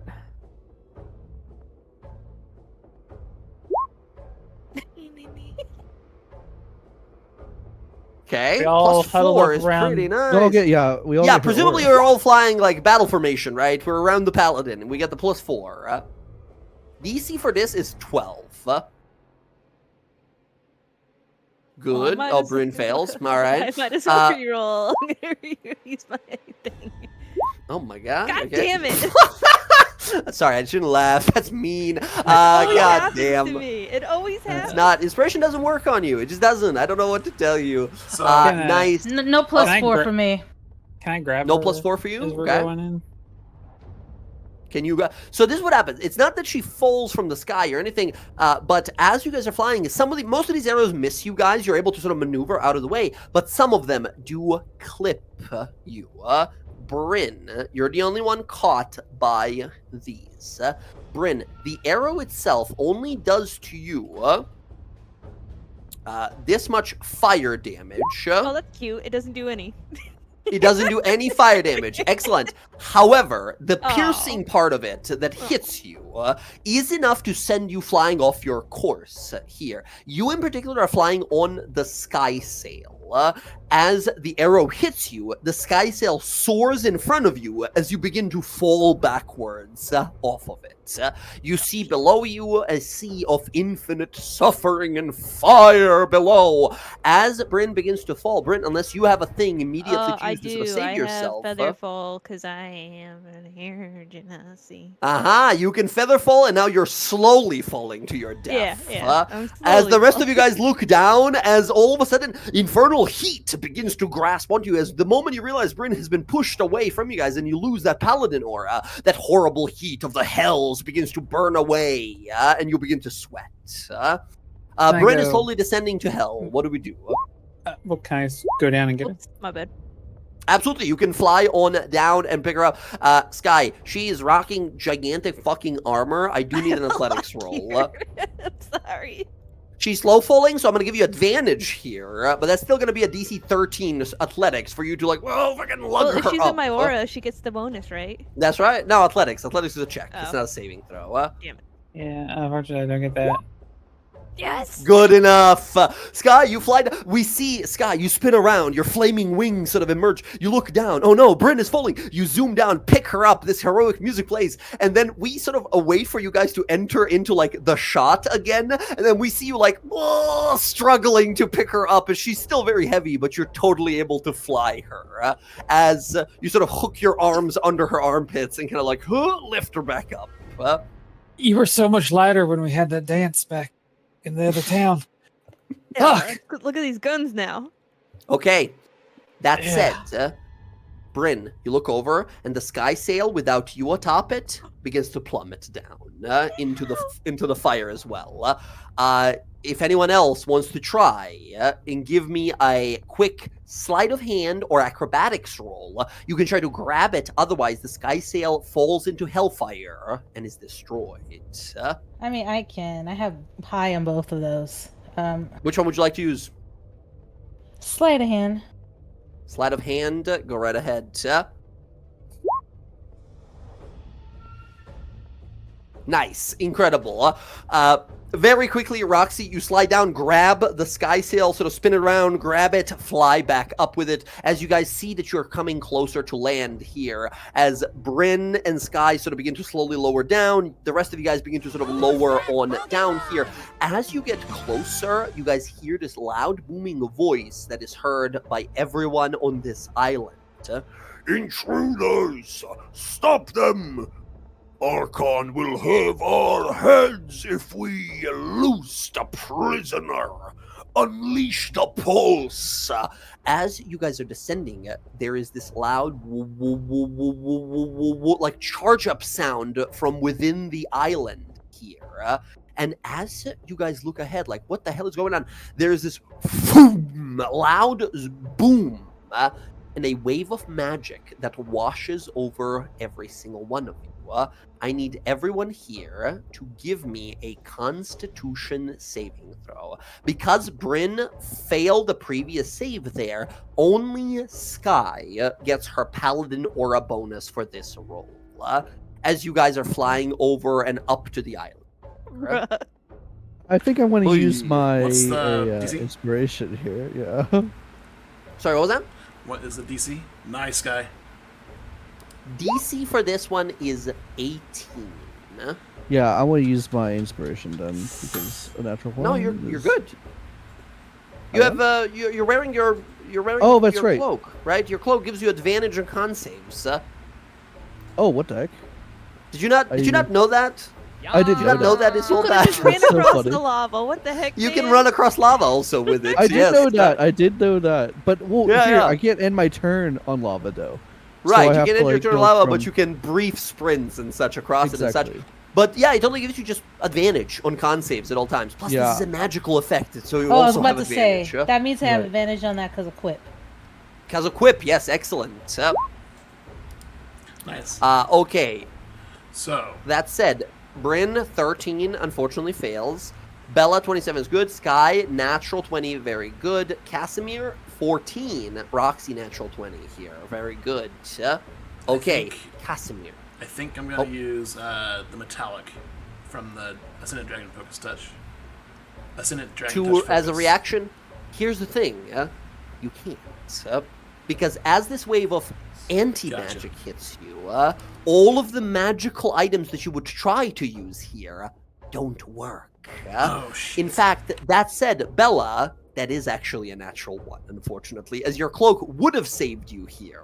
But as even this though I'm a- anti-magic wave hits you, now you are resistant to like magical effects. This is exactly opposite. This is anti-magical pulse. As you realize, they try to cancel out your fly spell here and knock you into the lava. As I'm gonna move you guys to a little map here. So, sorry. This is what the prison is. This is where we will be landing.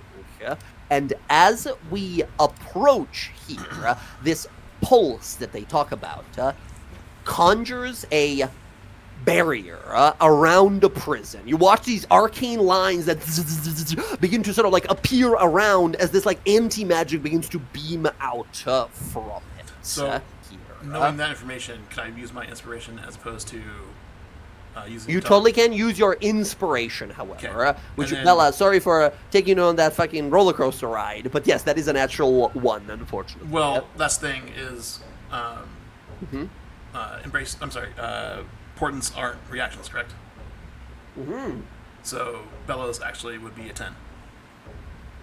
Bella's a 10 plus the 12. Bella, you succeed. Yeah, this is Okay, gonna suck. I need to pass Casimir. this bad. Casimir inspiration, let's go. 18 is the number, super fucking high. Oh. Well, as you guys are flying, Casimir, every magical effect that you have is seemingly cancelled for a brief moment. Casimir, you are the one who casted Fly on everyone. Your focus on the spell ends. All of you are luckily close enough to the ground where you fall to the ground, but your Fly spell is dispelled. Casimir, if you had any other spells, magical spell that you cast on yourself are also anti-magic, like dispelled off of you. So we're not I don't know if you had telepathic mage bonded armor on or anymore. something. Telepathic bond is Yeah. gone. Wah! As you guys land there and look around, you see this horrible prison up ahead. You hear a cackling voice says, Intruders!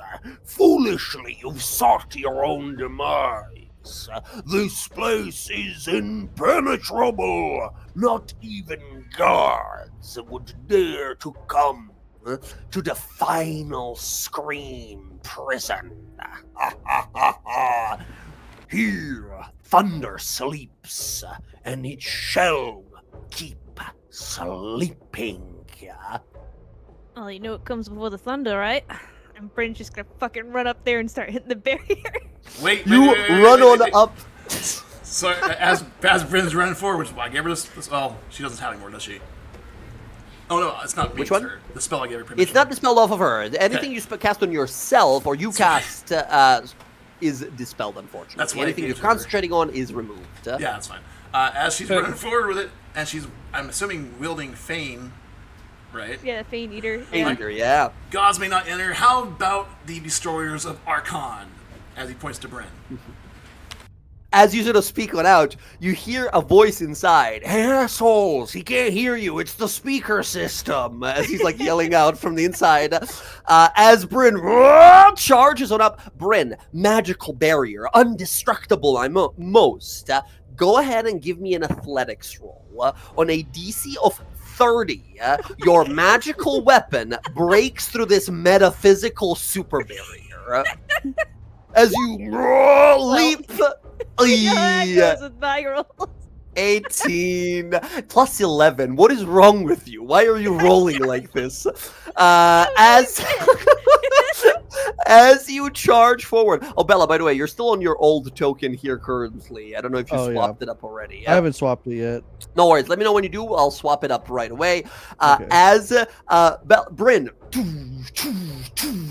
you know what comes before the thunder? Oh, you leap, and then we see you like boom, get shunted back some 20 feet as you like roll down the stairs. You see on the inside as you look in, there's a bunch of these like armor suits with devilish marks and runes on them. These like Maragon devils, these like headless armor suits. They're like pointing, like ho, ho, ho, ho, laughing at you. Boss, you see them holding a little like stone they take off a wall. It says, Boss, one of these idiots tried to break the barrier, the impenetrable barrier. What a bunch of morons. as they're sort of laughing inside. The speaker Can system I- comes can on I again. pause? I hear that one of you morons. And he starts talking again. Right? Can I want to try something. Mhm. So, we're not under the effects of magic suppression, right? Just No, that was just like a one time like burst. They tried to dispel you, aka wanted you to like fall into the lava, but everyone but Casimir made it, and you guys made it so fast across that you managed to like land on that. You are surrounded by like lava. Everywhere you look is like at least a half a mile of lava. Can we Oh, wait. determine what's making hold on. her? I wanna try Mechanically something speaking, real I will. Before you do here, I want to say, mechanically speaking, these lines that you see on the map, you cannot physically cross them. You cannot pass into this barrier. It is like some magical, impenetrable barrier. Everywhere the lines touch, you cannot. As I don't imagine Bryn stops. I think he's still like Bryn's probably still trying to like beat on the barrier, trying to destroy it, even though it's not working out at the moment. As Sky, So- you walk on up. Okay, from where I can see through the barrier and everything, Mhm. is like the line that I see here, is that Mhm. like where two things are butt up against each other, or is the idea They that seem like to cross in some locations. They seem to meet in some locations. As you realize, this first room here is warded. You would have to sort of punch through it, and then probably the next one, and probably the next one, and so and so. It would take a lot of effort to break through every single barrier. on the inside, does it look like anything is like generating That's what I'm asking. Yeah. You don't. Sorry, and gyrating. What did you say? generating the shield? Oh, that is like giving it the power. Yeah, No, not exactly. that you see. Not in this room up ahead. Although I think, Sky, you sort of look on around and you see, and which, by the way, this magical barrier is like a giant set of domes that appeared over the entire place. As you sort of kind of look on around, you see there is a sort of, at the very sort of middle of this island, is the very top of the dome where many of these lines meet. But it is like 200 feet off the ground. Can I You don't see try any something? object up there, but you presume that beneath it might be some sort of powering device or source of magic or whatever. Yeah, I want to go up and take a look at that. So I'm just gonna use fly on myself. You guys fly, you sort of fly up. As you float on up, I'm going to move you to one section of the map here. I'm going to move you over here so you can get a better look. You should be able to see sort of some of the lines from around you, and you see them meeting above here. Now, it's hidden because of like the dynamic lighting and such, but you can see that right there in the air, 200 feet above the prison and its many like halls, is the very sort of center of the barrier. You hear from below, Archers, another one in the sky. Take them down.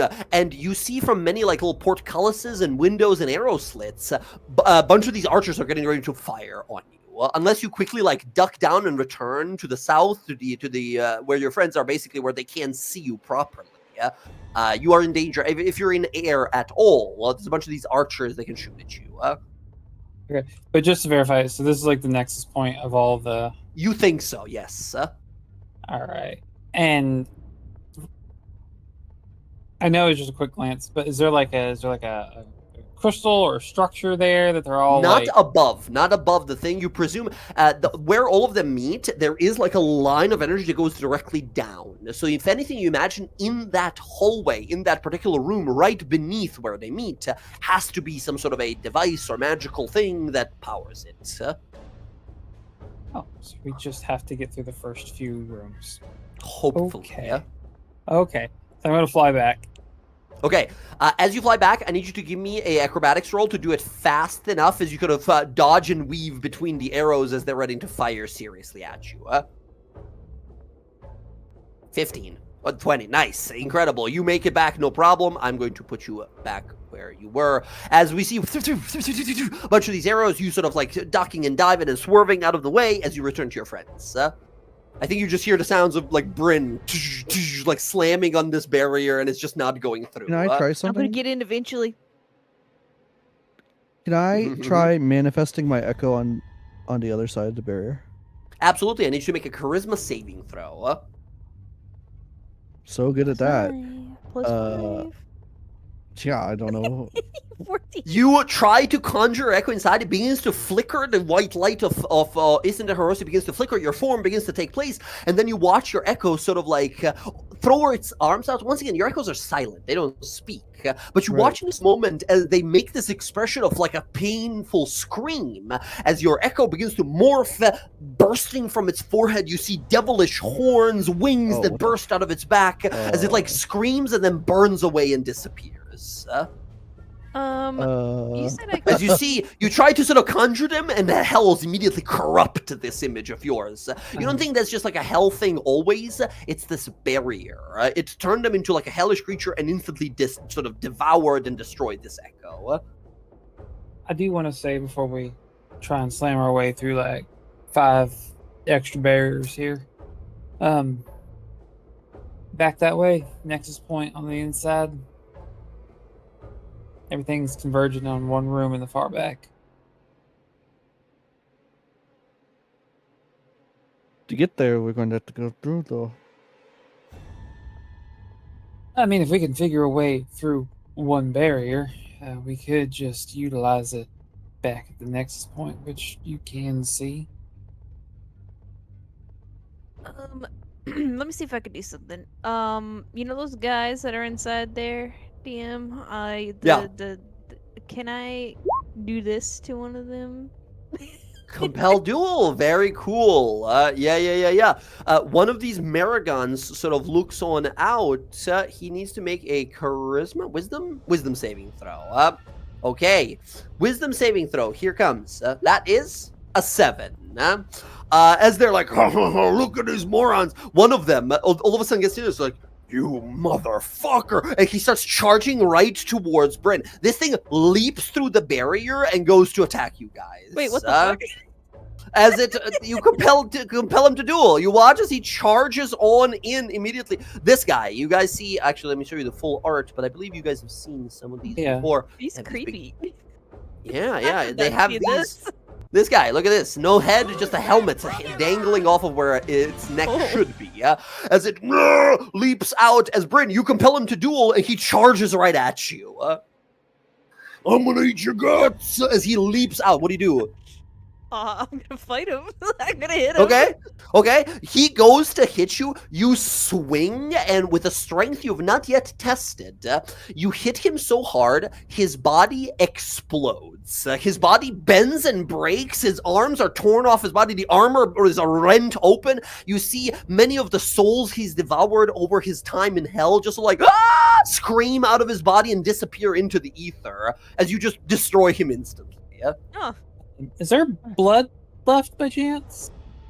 There is not so much blood. It sort of is blood, but it's like acidic bile that falls to the ground. What about his armor? Maybe because his demon armor. Want one of us to put this on and try to go through? You hear on the inside 5 more of these go, hey, yo, what the fuck? As they start getting ready with their weapons. Like, what? How did they do that? Bryn looks in there and she winks and she's just like, who's next? I just want to see. I pick up like his arm. Can I stick Mhm. his arm through the barrier? His arm goes through the barrier. I wonder if it's the armor or because he's a demon. I just think it's because he's a Uh, demon. I was gonna say, let's take the armor off the arm and toss the arm at the barrier. Yeah, the arm goes right through the barrier. Done. All right. Well, you know what? I think here, can I have I think Roxy and Casimir, can I have you guys make investigation rolls?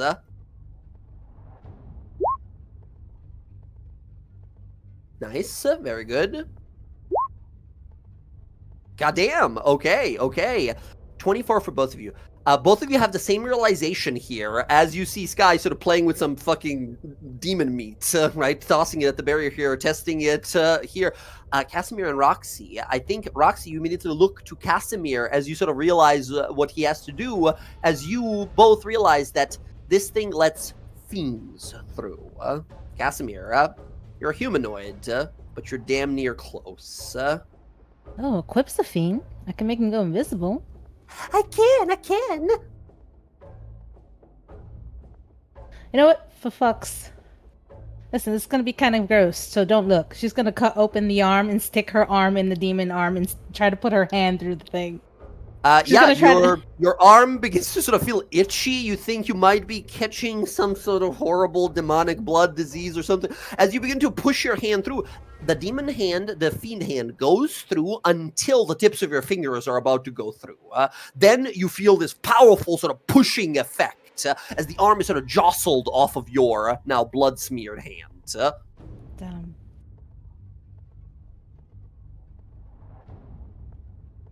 I mean, if you want to try to go Casimir, I could send Quip with you. He'll be able to go invisibly.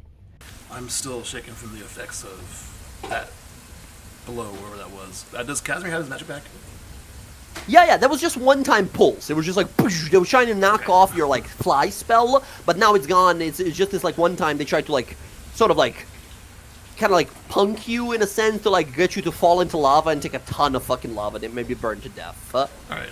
Is there a way to turn these things off individually in each dome?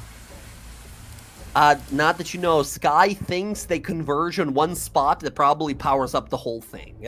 But Casimir, you're a powerful mage. You think that with a powerful dispel magic, you might be able to destroy it. Now there's quite a few of these barriers. You think you might be burning through a lot of your spell slots if you go one by one by one. So Casimir, if you want to use a third level spell slot here, if you have dispel magic available to you, you could try to dispel this wall. Impenetrable in name, maybe only. Every magic has its limit in some way. Well, in all honesty, he did not choose dispel magic. Aha, I do. okay, I have it. fair. Yeah, you can, I think, both of you looking at the sky, you could try to dispel magic here. On a 20, you dispel this room ahead of you. On a 30, you might be able to just overwhelm the whole system and dispel the whole prisons. And On I a assist 30? because I believe I have dispelling Yes, 30. light. 30, by the way, yes, it is a impossible difficulty roll. Near impossible difficulty roll, right? But And then sorry, Emily, what did you say? Could I assist her with dispelling smite? Because I also Yes, have a dispel, technically. awesome. I will say, because it's a DC 30 rather than like a help action type of thing, I will say you can help her in a sense that she can add your spellcasting modifier additionally to her roll. That is So basically, your charisma to plus her roll. 5. Yeah, she Plus gets 5 is incredible. Casimir, you're popping off. What level is this you're popping off? 6. 6. This lasts only a minute, keep in mind. Yep, that's fine. Okay, What does this you got do? it. He's going to roll some of his Embrace Destiny rolls here to see if he can sort of help us determine the effect here. Sky, do you want to try a Dispel Magic here? Like I said, DC 20 is this room. You have a +5 bonus from Bryn, who's going to be Dispelling Smite, like hitting the barrier at the same time here. Sure. I'll give it a shot.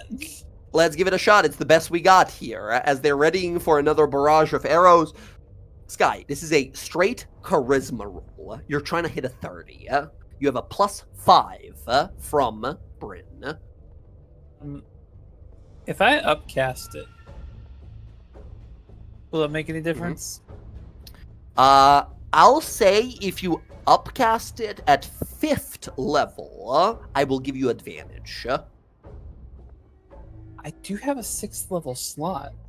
It wouldn't make any difference. So it goes like every two spell slots increases okay. the odds. So you would need like a 7th for the even like better odds and such. So best you Fair. can do, I think, is 5th. All right. Advantage plus 5. Advantage Let's plus do it. 5. 21 plus 5, 26. Okay. Yeah. She's hit about Oh. 30. Yeah. And so what's your modifier? 5? Period? I have a 5 5. plus. Yeah. Has to be a 20. Shit. It has to be a 20 on the dice. There's no... You can't boon yourself, can you? Because if you can get it. I think you boon Basically, other it's 19. creature. Your boon of balance. I believe, right? Boon of fate? When another creature you can see with a 6 feet makes ability. Yeah, it has to be another creature. Okay. And I can't help any further than that. Don't think I have. I mean, I could spend my. My thing. I'm just making sure. I've Your got thing. so much fucking crap. My reroll. Oof. Okay. So, and what did you say, Casimir? What are you making this? You're using the highest one of those rolls? Yes. The best I can Okay, do is so- get close. Casimir, with his 6th level spell here, rolled a bunch of these d20s to lock him in to be used. He alone decides fate. He got a 19. So with his 19 and your guys' together plus 10, we're sitting at a 29. Is there anything we can do for another plus something? That's why I'm looking through all this. I don't stuff that suppose have. any of you has guidance. Actually, I think I might. Hold on. What? I You do? Yes. Oh, well, hey, look, Incredible. there we go. Sky, as you sort of look to everyone like, I think I got it. I think, so is her Dispel Magic just a fucking continuous beam of fire that is drilling through the barrier? Or is it like, swirling like purplish abjuration waves of sort of disruptive magic?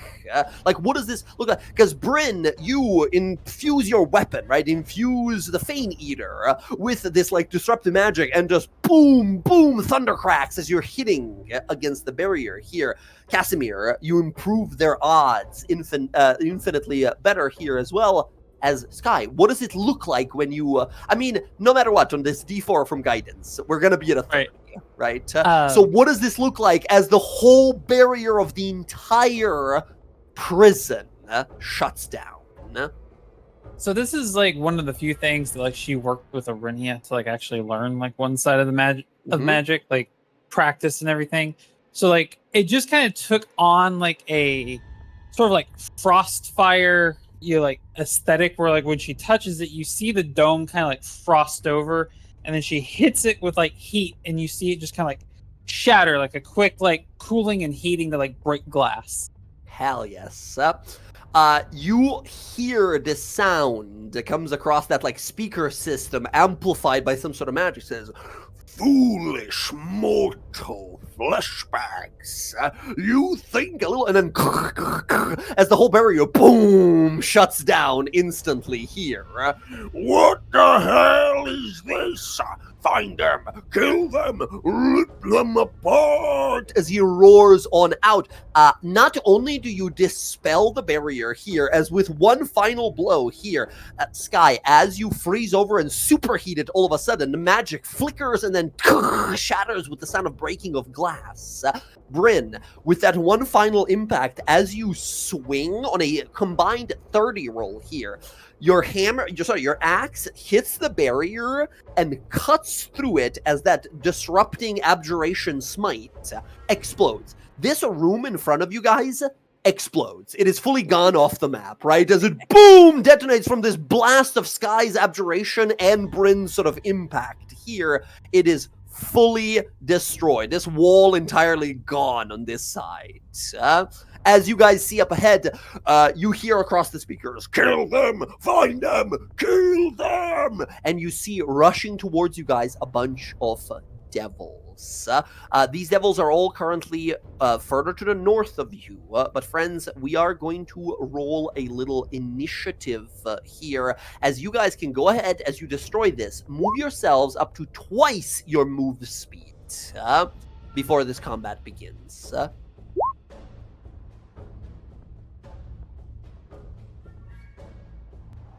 You see all these guys. You see these guys and a guy in the back. Everybody go ahead and schmove a little bit. Move yourselves and roll initiative, and then we're going to take a little 5-minute break and jump into this fight as we break into Lost Hope's prison. Swear, if your dad ain't fucking here. Ooh, Roxy with advantage. Very nice. Wow, you rolled a 1 and a 20 on advantage. The hell? Incredible. 32? What the fuck? All right. Everyone's rolling. Here are the bad guys. So we have these Maragon that we've just watched Bryn fucking decimate. 21. My Baby God. Jesus. Next They up, we have remind me of these Dark bearded devils. These guys go on a 20. My God, they're killing it. And then the bearded devil captain, this guy, goes on a 17. My God, they're so ready to go. They're ready to roll. Okay, we got Roxy going first, of course. Then some of the devils, then Sky, then some more of the devils. Then we got Cass, Bryn, and Bella. Okay, friends, 5-minute break, and then we return here to this first encounter. You look at a bunch of these devils, you don't know how powerful they are, but you know what you guys went through. The war, the horrible fights and such. You don't think they stand a chance against you. Let's see if I'm right. 5 minutes, everyone. Be right back.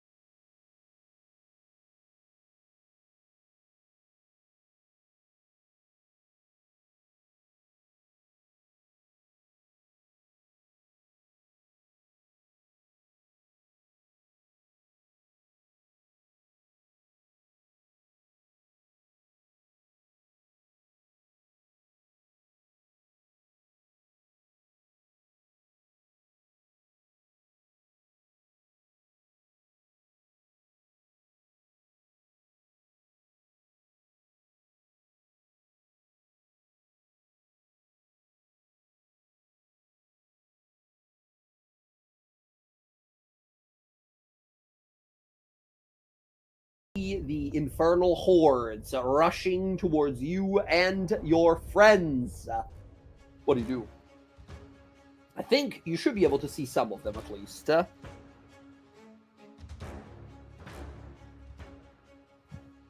Are they up like because of the stairs?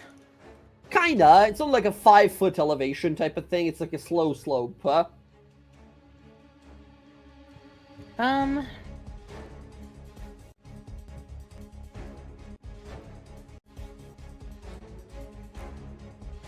Oh my god, I didn't know how many were there.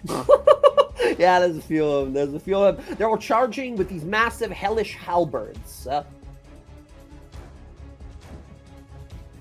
Alright, I guess start shooting the first ones. This one right here. Down the line. Let's go.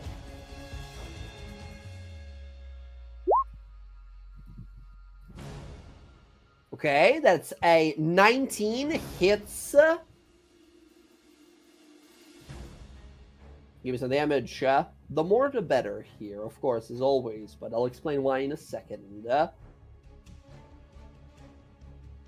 Since there's a lot of them, no, I'm not gonna use it. Well, what were you gonna say? What were you gonna do? I was gonna put Hunter's Mark. Aha, well, I will say this. Hunter's Mark won't be necessary here because these creatures are minions. Now, what that means, basically, is that any hit of damage will destroy a minion. But every increment of 5 additional damage after their first 5 will kill another nearby minion. That means here on this roll, Roxy, 8 plus 20 damage here. Unfortunately, they are resistant to fire, so that additional 1 does become 0. Unlucky roll there. But that is a 20 points of damage. That's acid. That's acid. No, the one above that. You see under...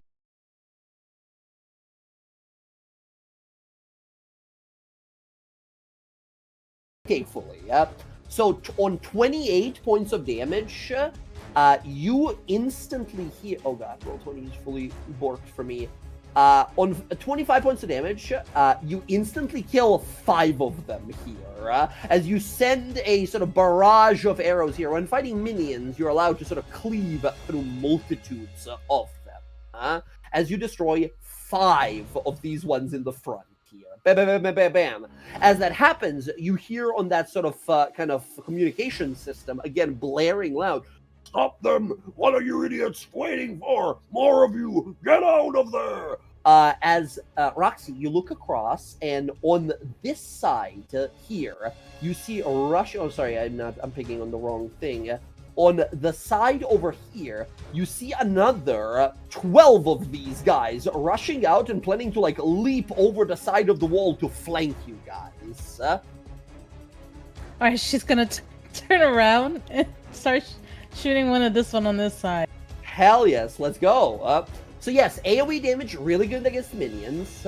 And then the more damage you do, the more of them you sort of multi-kill. 20 hits. 3 fire damage, so it will be... I'm gonna add a Dreaded Strikes into that. Dreaded Strikes, come on. Ooh, nice. That, Dreaded Strike double 6, very good. So, 10, 22, 23 points damage. You destroy 4 of them this time in the pile-up over there. Boom, boom, boom, boom. As you send out these arrows now enchanted with powerful fire and shadow magic, they pierce and carve through multiple people at the same time. As you guys realize, you're in the bowels of hell, and these Maragon creatures, these sort of medium-tier devils, are minions for you. You have grown in power beyond most mortals' imagination. Nicely done. Roxy, bam, bam. That's your 2 shots. Yeah, and she will let them know that they're most likely going to be jumping over here. So that way Cass can, like, put himself somewhere here. Because he doesn't want to be sandwiched between these 2 sides. Very well, very well. As you sort of look on out there, you do see on the other side here, if I can actually, let me see if I can... No, I cannot. Not for now. All right, never mind. You hear more sounds coming from the left somewhere as well. Okay. Very good, very good. Who's up next? We got these Maragons, these minions. Only 3 remaining in this hallway here, and they're all going to just take their movements up here. Bella, they're rushing towards you. Additionally, those of you who can see, you see another... these and these and these. Oh, Jesus Christ. Another 24 of them run down the hallway from this direction as they all dash, as that room is filled with devil minions coming on in. You see a small army of these devils running at you. Bella, the 3 that run up to you. Now, what minion mean is they die to any amount of damage. However, they're sort of glass cannons. They still get to deal their full damage if they hit the attacks. No problem. Bella, each of them makes a 1 attack. That's 3 attacks against you. Halberd 1, 19, misses. Halberd 2, 7 misses. And 19 again, misses. So Bella, all of these creatures swing these as you spin your blade around, deflecting all at once, sending them sort of flying backwards. Okay, Sky, you rush up, you look up like, holy shit, you see so many of them up there. My time has come. I'm gonna use my bonus action to You see a activate. small 20-foot radius room with infinite enemies inside of it. I'm going to activate my Mantle of Flame from a bonus action. Hell yes, fire engulfs you. Yeah, I just need to get a measurement here. Oh yeah. Yeah, you know what's coming, Jay. I know what's coming, but I want you to say it. Yeah, we're gonna spend some sorcery points on this. Uh-huh. So we're gonna activate the hungering spell. You see all of As them well? look at each other like, a fire mage in hell. Too bad we're all devils, resistant to fire, as if made from it. Ha ha ha ha. And I cast Fireball. Kaboom. The whole room engulfed in this brilliant flames here. I mean, that's going to get all of these guys, right? You can put it like, where do you put it? You point on the map, and I'm going to do a 20-foot radius from there. You hear a bunch more from the left side there. I don't know how much you can see from there, but yeah, there's quite a few people in that room. Let's see. I got marker, circle. Yeah, so from like right here, just that, all of that. All of it dies. A fireball flies in, boom! Bodies and demon parts going in all directions here. The guys that are not minions need to make saves. Here is the captain. He has advantage on this because he's a devil guy. Because they have a little something. Where is it? They have a little something called magic resistance, which allows them to have advantage on these saves. 16, I think, fails, however. Yes. Here's the one for the 2 other guys. Oof, 23 and a 22. I think those 2 will make it. Barely. Like they eke out. With the mantle running, it is an active 21 at the moment. Okay. Now, remember, Mantle doesn't increase your DC. It's the innate sorcery that increases your DC. Yeah? Oh, yeah. Mantle makes you do extra That's my other fire bonus damage. action. Yeah, you gotta wait for next turn. Yeah. 23 to 10? You son of a bitch. You take his crit away. Damn. All right, that one Sucks. fails All right. as well. Let me give you some damage here. Give me damage. First of all these guys explode. There's so much death in that hallway. Yeah. Boom, boom, boom, boom, boom, boom, boom. We're gonna just make a big fucking Big fire, and then extra fire, and extra fire. Look at all the damage types. Incredible. So this guy fails because Casimir said so. So that's 20, that's 40 points of fire damage here that they are not resisting. Incredible. Yeah. Kaboom. The 22 guy then succeeds, takes 20, which is also a lot. The guy that was in the front, they got a natural 20 that Casimir changed to a 10, takes 40. Yeah. I gotta kill off all of these guys manually, but that whole room is dead over there. There are some more, you think, to the left that were out of it that are still, like, coming, they're still approaching, but you kill 3, 6, and 6, 12, and 6. You kill 18 of them in that room with the fireball. Boom! Look over at Roxy. You're like, I think that's 18 for my kill count.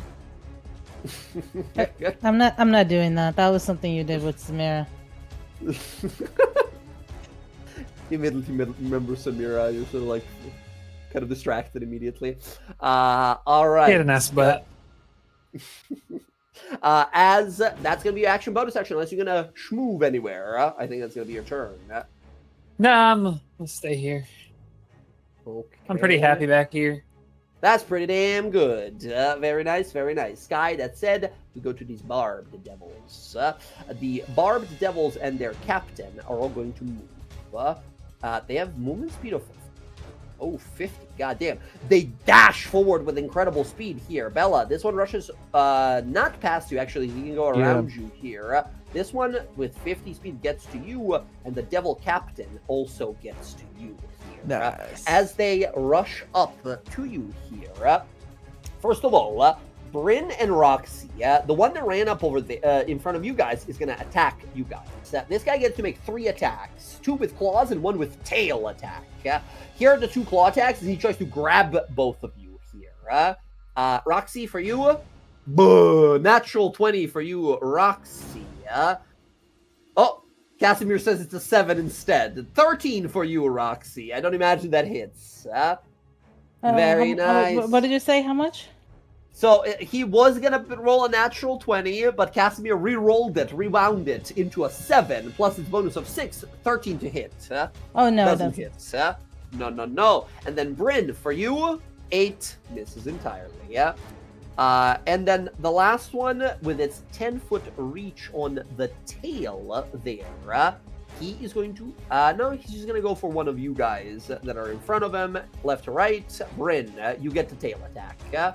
Bryn, that is I double-clicked it, that's a 25. 25 damn, I was is gonna going say 22 doesn't hit, but 25 25, I double-tapped it, sorry about that. You will take 14 points of slashing damage. That is his whole turn. The other one in front of you, Bella, will make 3 attacks against you. Bella, here comes. Claw, 25. Yeah, It hits. Bella, this one does something special. It says when it hits ya, if you're large or smaller, you are now grappled. Doesn't as my it new grabs. armor does something against grapple? Your new armor says you have advantage on all grapple-based abilities. Like if you're being grappled or restrained, you have advantage on breaking it, I think, but not like against it originally. Okay, just curious. I knew I had something against it. So Check to find the obsidian flints. Yes, you gain advantage on ability checks and saving throws made to avoid or end grappled. So it's not a saving throw; it's an attack, right? If there was a saving throw for it, you would have advantage, but not here, unfortunately. Okay, that's that one. Second claw attack, 22. 22 hits. I'm 21's my AC. Yes. And then last one is going to be a tail attack against you. I double tapped it. It's an 18. 18 does not hit. All right, the second claw was 8 piercing. Okay. 13 and then 8. 21 damage total to you that round. Okay. Then the bearded devil captain. This guy is very scary as well. In fact, I don't think he's going to approach that close. Sorry about that. He's going to step a little further here so he can conjure 4 beams of fire from his hand. He can use his hurl flame attack 4 times. He's going to target Bella, Bryn, Roxy, and then left to right, Sky and Cass. Cass goes for Cass. All right, here comes Hurl Flame against Bella. 12. Nope. Bryn. 22. Which I think misses right now. Yeah. Roxy. 13. And Casimir. 8. Missing all of you guys. He conjures a web of fire that he launches forward as they streak towards you. All of you block or dodge out of the way. That is the captain's whole turn. Next up, I double-clicked it. Goddamn this mouse. Casimir, it is now your turn. Casimir would like to hold his action for when these guys over here start to cross the lava.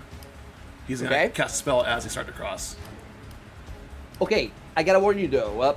Holding a spell, like readying to cast a spell, counts as concentrating on a spell, which means whatever you're concentrating on right now would end.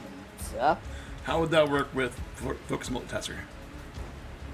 You're able to concentrate on 2 spells simultaneously. Yes, that's amazing. You can totally do that then. You're concentrating on 2 at the same time. This is, I see, the new feat you took here. You can cast spells or make, let's see here. You are able to concentrate on 2 spells on the same time. You can cast spells, wait. When you do, you suffer the following penalties. You can't cast spells or make weapon attacks. The minimum DC or maintaining concentration when you take damage is 15. At the start of each of your turns, you make a DC 10 con save or lose concentration on your choice of one of the 2 spells. But as soon as I very cast cool. I'm not losing anyway, so... That's at the start of your turn, so you don't have to worry about that until next turn. Right. Okay, got it. So you ready a spell to cast at when these guys, like, cross over. Yeah, he's assuming they're all going to try and cross at once to get to him, like Devil's Wood, right? Very likely, yeah. And then he'll cast Tidal Wave when he does that, when they do that. Ooh, awesome. You're ready Tidal Wave while focusing on your Destiny spell.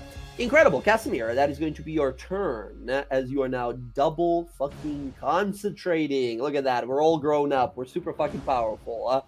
Bryn, your turn. All right. I'm gonna hit this guy right in front of me. I will say also, hold up, I gotta roll a thing. Oh, I'm supposed to roll in secret. Behind you guys, behind Casimir, you hear a loud noise over here as another 12 of these guys begin to emerge from the lava and run towards you guys. That's cool. Do So your anyways, thing. I'm gonna attack the guy in front of me. Let's go. And I don't like him, so I'm gonna. I am the servant of Archon. My hive will break your blades. Frost strike to that. Is that Archon's fucking axe? Oh my god! And then you swing at him. Go right ahead. Yeah, I'm making sure I know what that says on top of it. Hold on. I have so much The stuff. which one? Yeah, my we're higher Frost levels. Strike, which is part of. Okay, so here it is. Frost Strike, I believe, is lets just you- extra damage. If the Extra creature... damage and slows them, right? Yeah, slows them. Okay, Alright, let's do so- it. And now I scroll all the way back up. 22 to hit. 22 would hit one of the Maragons nearby, using his reaction called Loyal Bodyguard, will instead redirect this attack to himself instead of this devil in front of you here.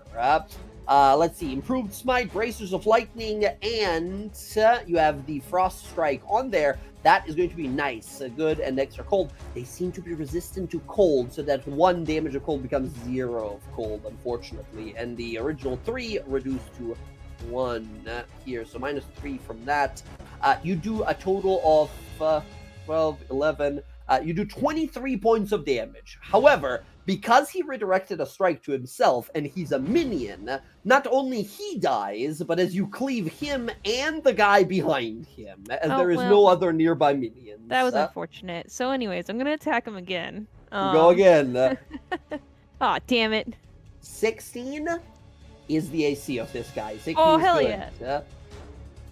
You know what? Nice. I'm gonna throw a divine smite on there. You know what? Why not? And lightning, they seem to be resistant to more elemental stuff as devils. Lightning also a little reduced. Give me some smite. If he's a devil, add a d8, add an extra dice to whatever spell slot you were gonna use. What's just a regular 1 slot? 2d8, but it becomes a 3d8 because he's a devil. I have an extra Nice. 10. So 15, 2, 8, 4, 5, 3, and 10. You do, I believe, a total of 30 points of damage here. He's now bloodied. Kaboom! Very nicely done. All right. 2 massive strikes, destroying some of the minions and badly damaging this guy. Next up, Bella, your turn. Okay, let's see. Where are we at with the battle now? Oh, so many people. There's a bunch behind you. There's some more coming in front of you. So I'm still grappled, right?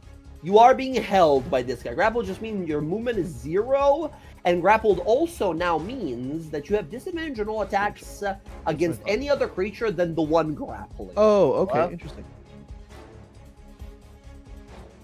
So grapple tanking became a lot more viable in D&D. Now when you grab someone, they have a genuinely harder time fighting anyone else. Right. Okay, great. I will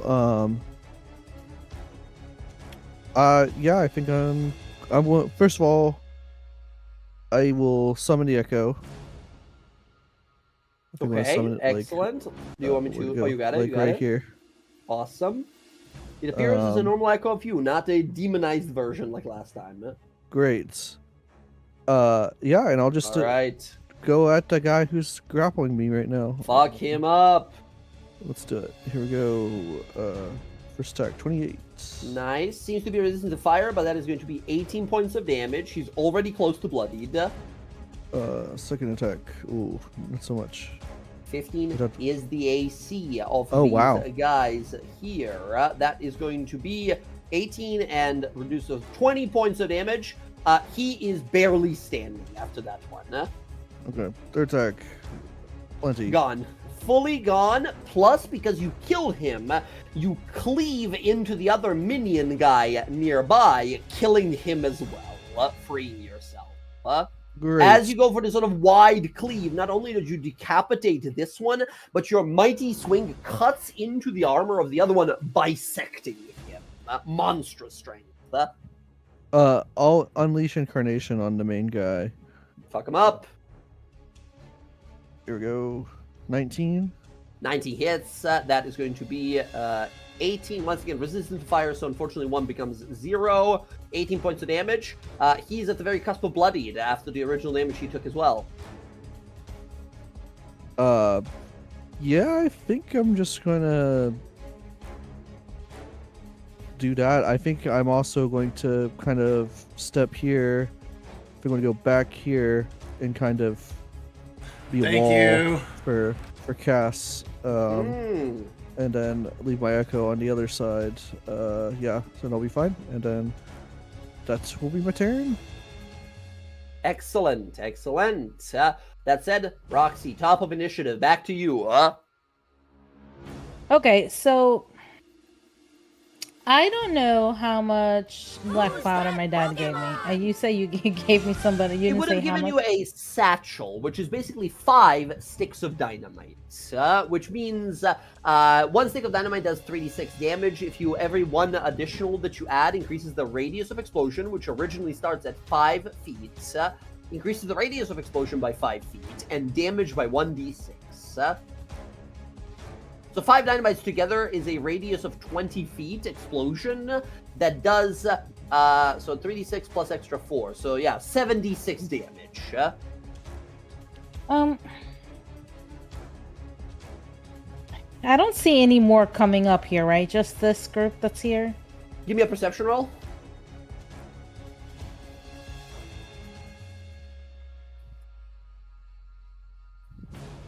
I don't know why that's 15. advantage. Because you have the, no, you have the, what do you have? You have Oh, I something. had it. No, I had it on for attack for my. First Aha, one. gotcha. So it should be at So- 13 then? Yeah. 13 not the greatest roll for you here, although I will say, gotta respect your passive perception here. And I'm not joking when I say this. Roxy, you hear at least 30 more of them coming from the north direction. There is a army coming this way, yeah? And they're gonna come from this, like, up area, like the main gate area over here. All right, and we're gonna have to keep moving up, and so we need to get rid of this group down here. Okay, she's gonna hand a stick of dynamite to Quip and says, "You just go put it like right next to. You can throw it at them. You don't even need to get close. Just like stand there. Yeah, just throw. Suicide bomb. No. Just come back. Just come back after. Just throw it at them and come back. Okay. Should I like do it when they come in, or should I like? No, explode right the now. party? right now. now. Okay, I'll carry it in my mouth to be safe. As he like stuffs it in his cheeks and runs down and throws the dynamite at these guys here. He can totally drop the dynamite. Now he takes him in action to like light it up and toss it here. No, I'm gonna light it up. No, I want him. You're gonna. Yeah, Gotcha. yeah, You with want my to arrow. get it there. Yeah. Gotcha. He picks it up, flies it over there, drops it down. He waits for just a moment to see if you would shoot it, and he would explode with the dynamite. And then you give him a look like, move! And he's like, right, okay. He runs back to you quickly. As you fire off a fire arrow, we'll say one of your attacks here to activate the satchel. I mean, you can roll me damage, but once again, these are minions. They all instantly die from this. Right? Oh, shit. Natural 1! No! So here's the thing. I'll reroll that. I'll reroll Okay, that. because I was gonna say the explosion would have been way bigger and might have caught Bella there. Natural 2. Okay, well it's not a natural 1, and 15 is good enough to hit a small object. The satchel explodes, and this is to the guys down below. Yes, this guy's because we're gonna have to start moving up, and so we can't have these guys flanking us in the back. You got it. All of them are instantly obliterated by a dynamite explosion that further fucks up that room. Nicely done. That is one of your attacks. Bella, as you're running forward, you see Quip fly past you and throw a giant dynamite satchel right in front of you as a fire arrow explodes it. Okay, how many of these are dead? All of them? All of them. Every single one with a 20-foot radius explosion. I'm just slowly, I gotta remove them one by one, the way Roll20 works. Okay. All of them instantly dead. All right, we're moving up. So, she'll shoot one of these guys over here with her regular, because she doesn't want to have to worry about them either. Go right ahead. 20 hits. Give me damage. Once again, every increment of 5 means another minion nearby is destroyed, as the shadow arrow tears through many of them. Nice, good fire damage. Yeah, but no sneak attack because... No sneak attack, no one to give you sneak there, unfortunately. Okay, 7, 3, 10, 13 points of damage. 2 of them are destroyed with this attack. 2 get pierced and sort of kebabbed together, falling off the side of the path there. And we're moving up, correct? I believe so. I think so. Is this guy? Is there a person right here in front of Bryn? Is that like somebody? Yeah, that's a guy. Yeah. There's a very unpleasant guy. He's currently trying to grapple. I believe he is grappling Bryn currently. Yeah. Oh, is he? He hit me with his tail, I thought. Oh, I thought he hit you with his claw. No, just a tail, not the Just the tail. Okay, gotcha. Well, I don't know if he's gonna hit me, but I don't care because we need to be moving. He does have a reaction, and he's gonna use it. He's gonna try and whip you with his tail. He goes, wah! 20, I believe, hits ya. Yeah. Oh, I double tapped it again. That was a 17. Sorry. God damn this that mouse. miss. All right, so there we go. Perfect. You're good. All right. Okay. Next up, we go to the minions. Emerging from the north, flooding the hallway up ahead, dashing as fast as they could with double dash actions here. You guys see, once again, this is not a joke, you see about 30 of these Maragon guards that begin to rush forward, an army of them pointing their spears and blades forward, rushing into the room further. The guys that are still around these guys are going to move with a dash as well, leaping over this ravine here. Casimir, you see them run straight at you. You unleash the tidal wave. Casimir, as the tidal wave washes, nice. As the tidal wave washes over them, knocking them off the side, some of them just straight up being crushed by the arcanely summoned watery waves here. Some of them sent to the lava below where they shatter upon the stones. All of these guys on this side are gone. Nicely done. Okay, very good. That is all their turns as they... Oh, sorry, there's these guys as well. And they dash past their allies. So there is a total of 40-something of them there in that pile-up. Sky, it is your turn again. Yeah, we'll just do it again. Imagine shooting an RPG down a hallway and people come running into it. As you realize like, oh wow, what a perfect choke point. This is great. Yeah, I'm just gonna just might as well, right? And we'll use our other bonus action to turn on the innate sorcery too. So innate sorcery, you become even more intensely powerful here. Hell yes. Once again, AoE very good against minions here. Give me some. Fireball. Not a Fireball, you mean? Okay. Yes, I mean fireball. Give me the fireball. Just we'll throw this downtown. Boom. Nice. There we go. And I'm just gonna do this for the ease of rolling here. Okay, Jesus Christ. That's a lot of fucking rolls as all of them die. As you lob it in there, boom! Gigantic explosion as all of it detonates. All of these guys instantly crushed and destroyed by your magical might. Holy. All right, okay. There we go. As you send another fireball, instantly killing all of these creatures in here. The biggest, I mean, Scott, you look around like, come on, someone has to be counting. What am I up to at this point? Everyone else is just fighting, right? As you realize nobody else is counting. How many was that? 1, 2, 3. Like, what was the number on that, Jay? Do you know how many off the top of your 36 of them in there. 36 plus 18? Let's go. I'll keep count. Pull out a notebook, start sketching it down. Someone's gotta care. Come on, man. Look at this awesome shit I'm doing. As the hallway itself is like exploded and burst and blackened by the fires and such. 54. I've killed 54 guys right now, guys. As you see a ton of these guards just pouring on out the barbed devil, unless you have some movement left, Sky, yeah? Yeah, just stay right there. Okay. Yeah. The barbed... I gotta tell Samira, this is she appreciate it. Bryn, the barbed devil over here is just gonna try and grab you as well again. Double 9s, not so much. And then tail attack as well. 19. Ting, ting, ting, ting, banging off of the armor. The captain over here says, impossible. Lord Orobus, he will kill us all. We must defend the prison. Fight! As he's calling out to his minions and warriors here, he's screaming on out. He is going to conjure a spell, a horrible spell. Bella is all the way down there, but Bella's echo sort of fucked this guy up real nasty like. Bella, this guy conjures a spell and tries to throw it at you. He's going to cast a 4th level Blight spell in your direction. Bella, I need a con save of DC 14. You have advantage against this, or you will take a ton of necrotic damage. Con save, okay. Con save DC 14. It's Double easy. it. 28. My save's plus 12, so... Yeah, he doesn't know that. He doesn't know you're fucking awesome.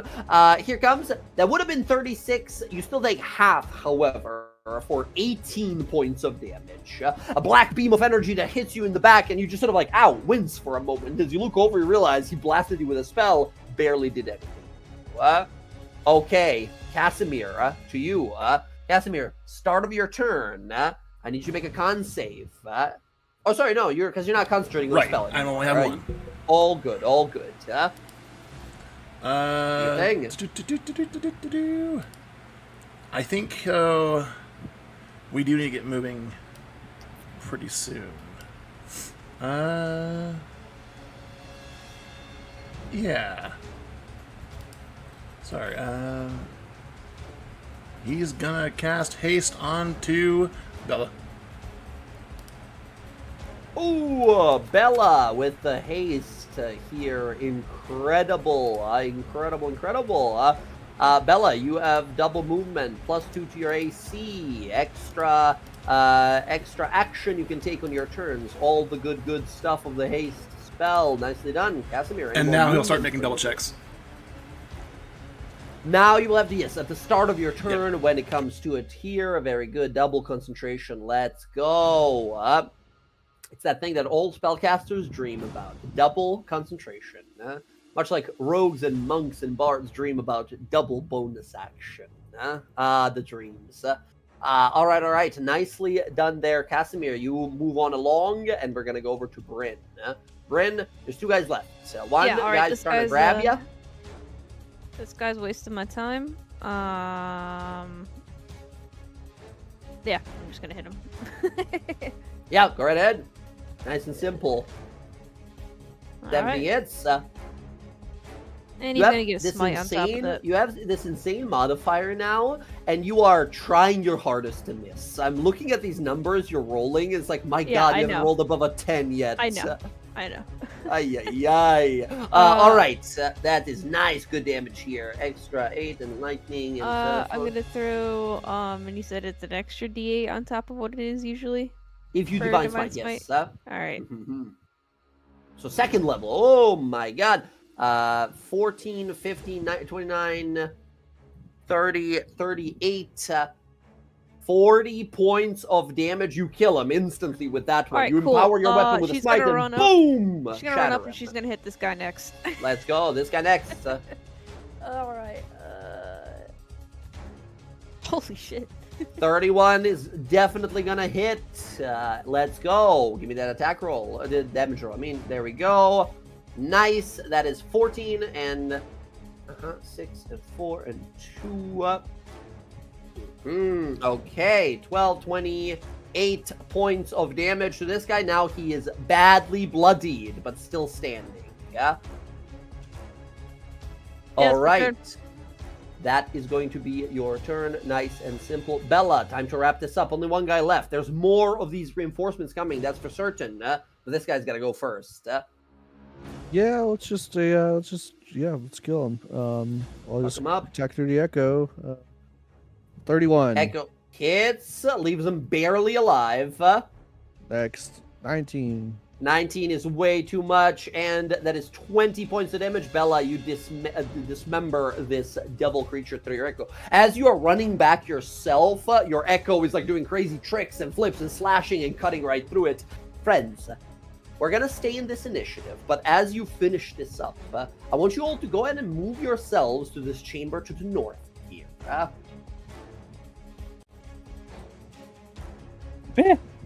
Oh my God, that's the biggest fireball I've ever seen. What was that? Amplify spell. Yes, go ahead and move yourselves up there. Oh, Roxy disappeared in the army of Maragons there. There she is. I think she's behind one of the guys. Where's Roxy? Behold my field of Maragons. Maragons. Okay, you guys have a decision to make here. Left or right? We're staying in an initiative, and I'll explain why in a moment here. Left or right? You know which way he is? Can I sense where he is? Which direction? Give me another straight charisma roll, aka perception, using your sort of like spellcasting. Holding that holy symbol in hand. Ayo! Woo! He is through the wall directly north of you. That's the one way you can't go, unless if one of you guys had the siege property of one of your weapons or abilities that can destroy walls, you'll be able to move through that wall. Otherwise, I think we gotta pick a way, left or right, to get there. What about black powder? You think we could blow a hole through this shit? Not quite. Not with black powder here. These are like infernal cobblestones and shit like that. They're magical enough that where they won't just explode to like a shatter spell or like an explosive device. Something with like a siege property is exactly what this sort of thing is meant for. But no. Without it, unfortunately, we got to go left or right. Which I don't think we got anyone with that. Fuck it. Right. Right seems like a good way. Okay, you guys turn right. 70 more of these Maragons emerge, and you guys blast away all of them. Go ahead and move yourselves to the end of that corridor as all of these Maragon emerge there. as we montage, right? We see you guys just fucking blasting and destroying, sending fireballs, swinging your swords and blades and hammers. As you get to this next area, you see emerging ahead of you in this next area is a group of more powerful enemies this time. One round of combat has gone on for the purposes of keeping track of your concentration spells and such. As you see, waiting for you there in this next chamber is another group of powerful enemies. You see, waiting for you there are these horrible, powerful, these like what they look like, these like bear fiend creatures. Ooh, can I keep one? Evil bears that Evil show bears, up in Jen. front of Evil you. bears. It could be As well, changed. I am evil in the soul. I don't want to change. And he attacks you as you see them, and also you see these like devil legates. In fact, you guys have seen devils similar to these when we had to deal with Casimir's master. They're not obviously the same devils who serve the same master, but it's that type of a devil, these devil legates, these powerful kind of soldiers of the hells. You see a group of more powerful fiends here. For them, we remain in initiative here. As you all look on ahead and rush on into this next combat, friends, rather than roll on with combat here, I think we're going to pause the session for tonight here. It could be another like half an hour or depending an hour, but maybe perhaps this upcoming combat and such. So rather than that, we're going to pause the session right there. We're going to continue and push into the final chamber of the prison here, as so far, you guys have killed over 100+ of these minions, right? As we see you blasting your way through all of these, most of the map, as you can kind of see, is dead of these like Maragon soldiers. All right. Friends, yes, we pause right there. We're going to add these guys to the initiative to see how they do. We got, goddamn, all these devils are rolling so damn well. This, and then we have these bear guys that are called Ravager Archons, but not like Archon, the guy we killed, but like Archon embodiment of a thing type of thing. Yep. All right, friends, initiative continues next time, but thank you all so much for gaming. I'm so jazzed we got to actually play again. We're gonna try our best. I'm gonna do my best to keep us back on the regular schedule for as long as possible. But thank you all for gaming. Yeah, that was super fun. Yeah, it was a good time. Yeah. Boy. I'm asleep. I'm tired. Yes. Oh yeah. Fair. Everyone, take care. Stay safe out there. Take care of yourselves and your loved ones. And I will catch you all in a few days for some more D&D. Yeah. Later. Bye. Peace out, everyone. GG's. GG's.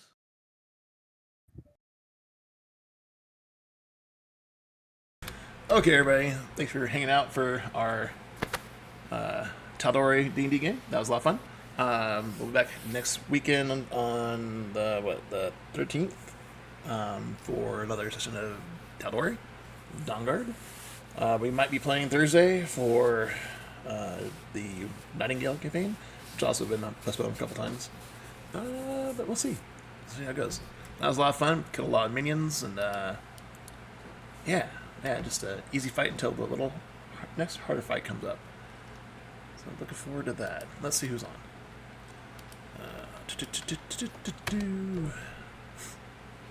Oh, Chicken Burrito's not on. Wow. Who's on?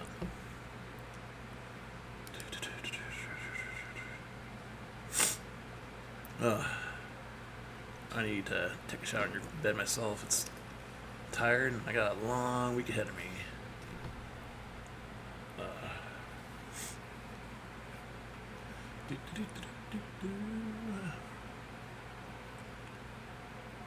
No way. Pop Simmer is actually streaming?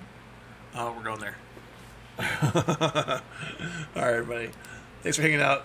Love y'all. See you next time. We're going to raid out over to Jelani, who I haven't gotten to raid in forever. Looking forward to that. Whisper Mountain Outbreak. No idea what that is. All right, y'all.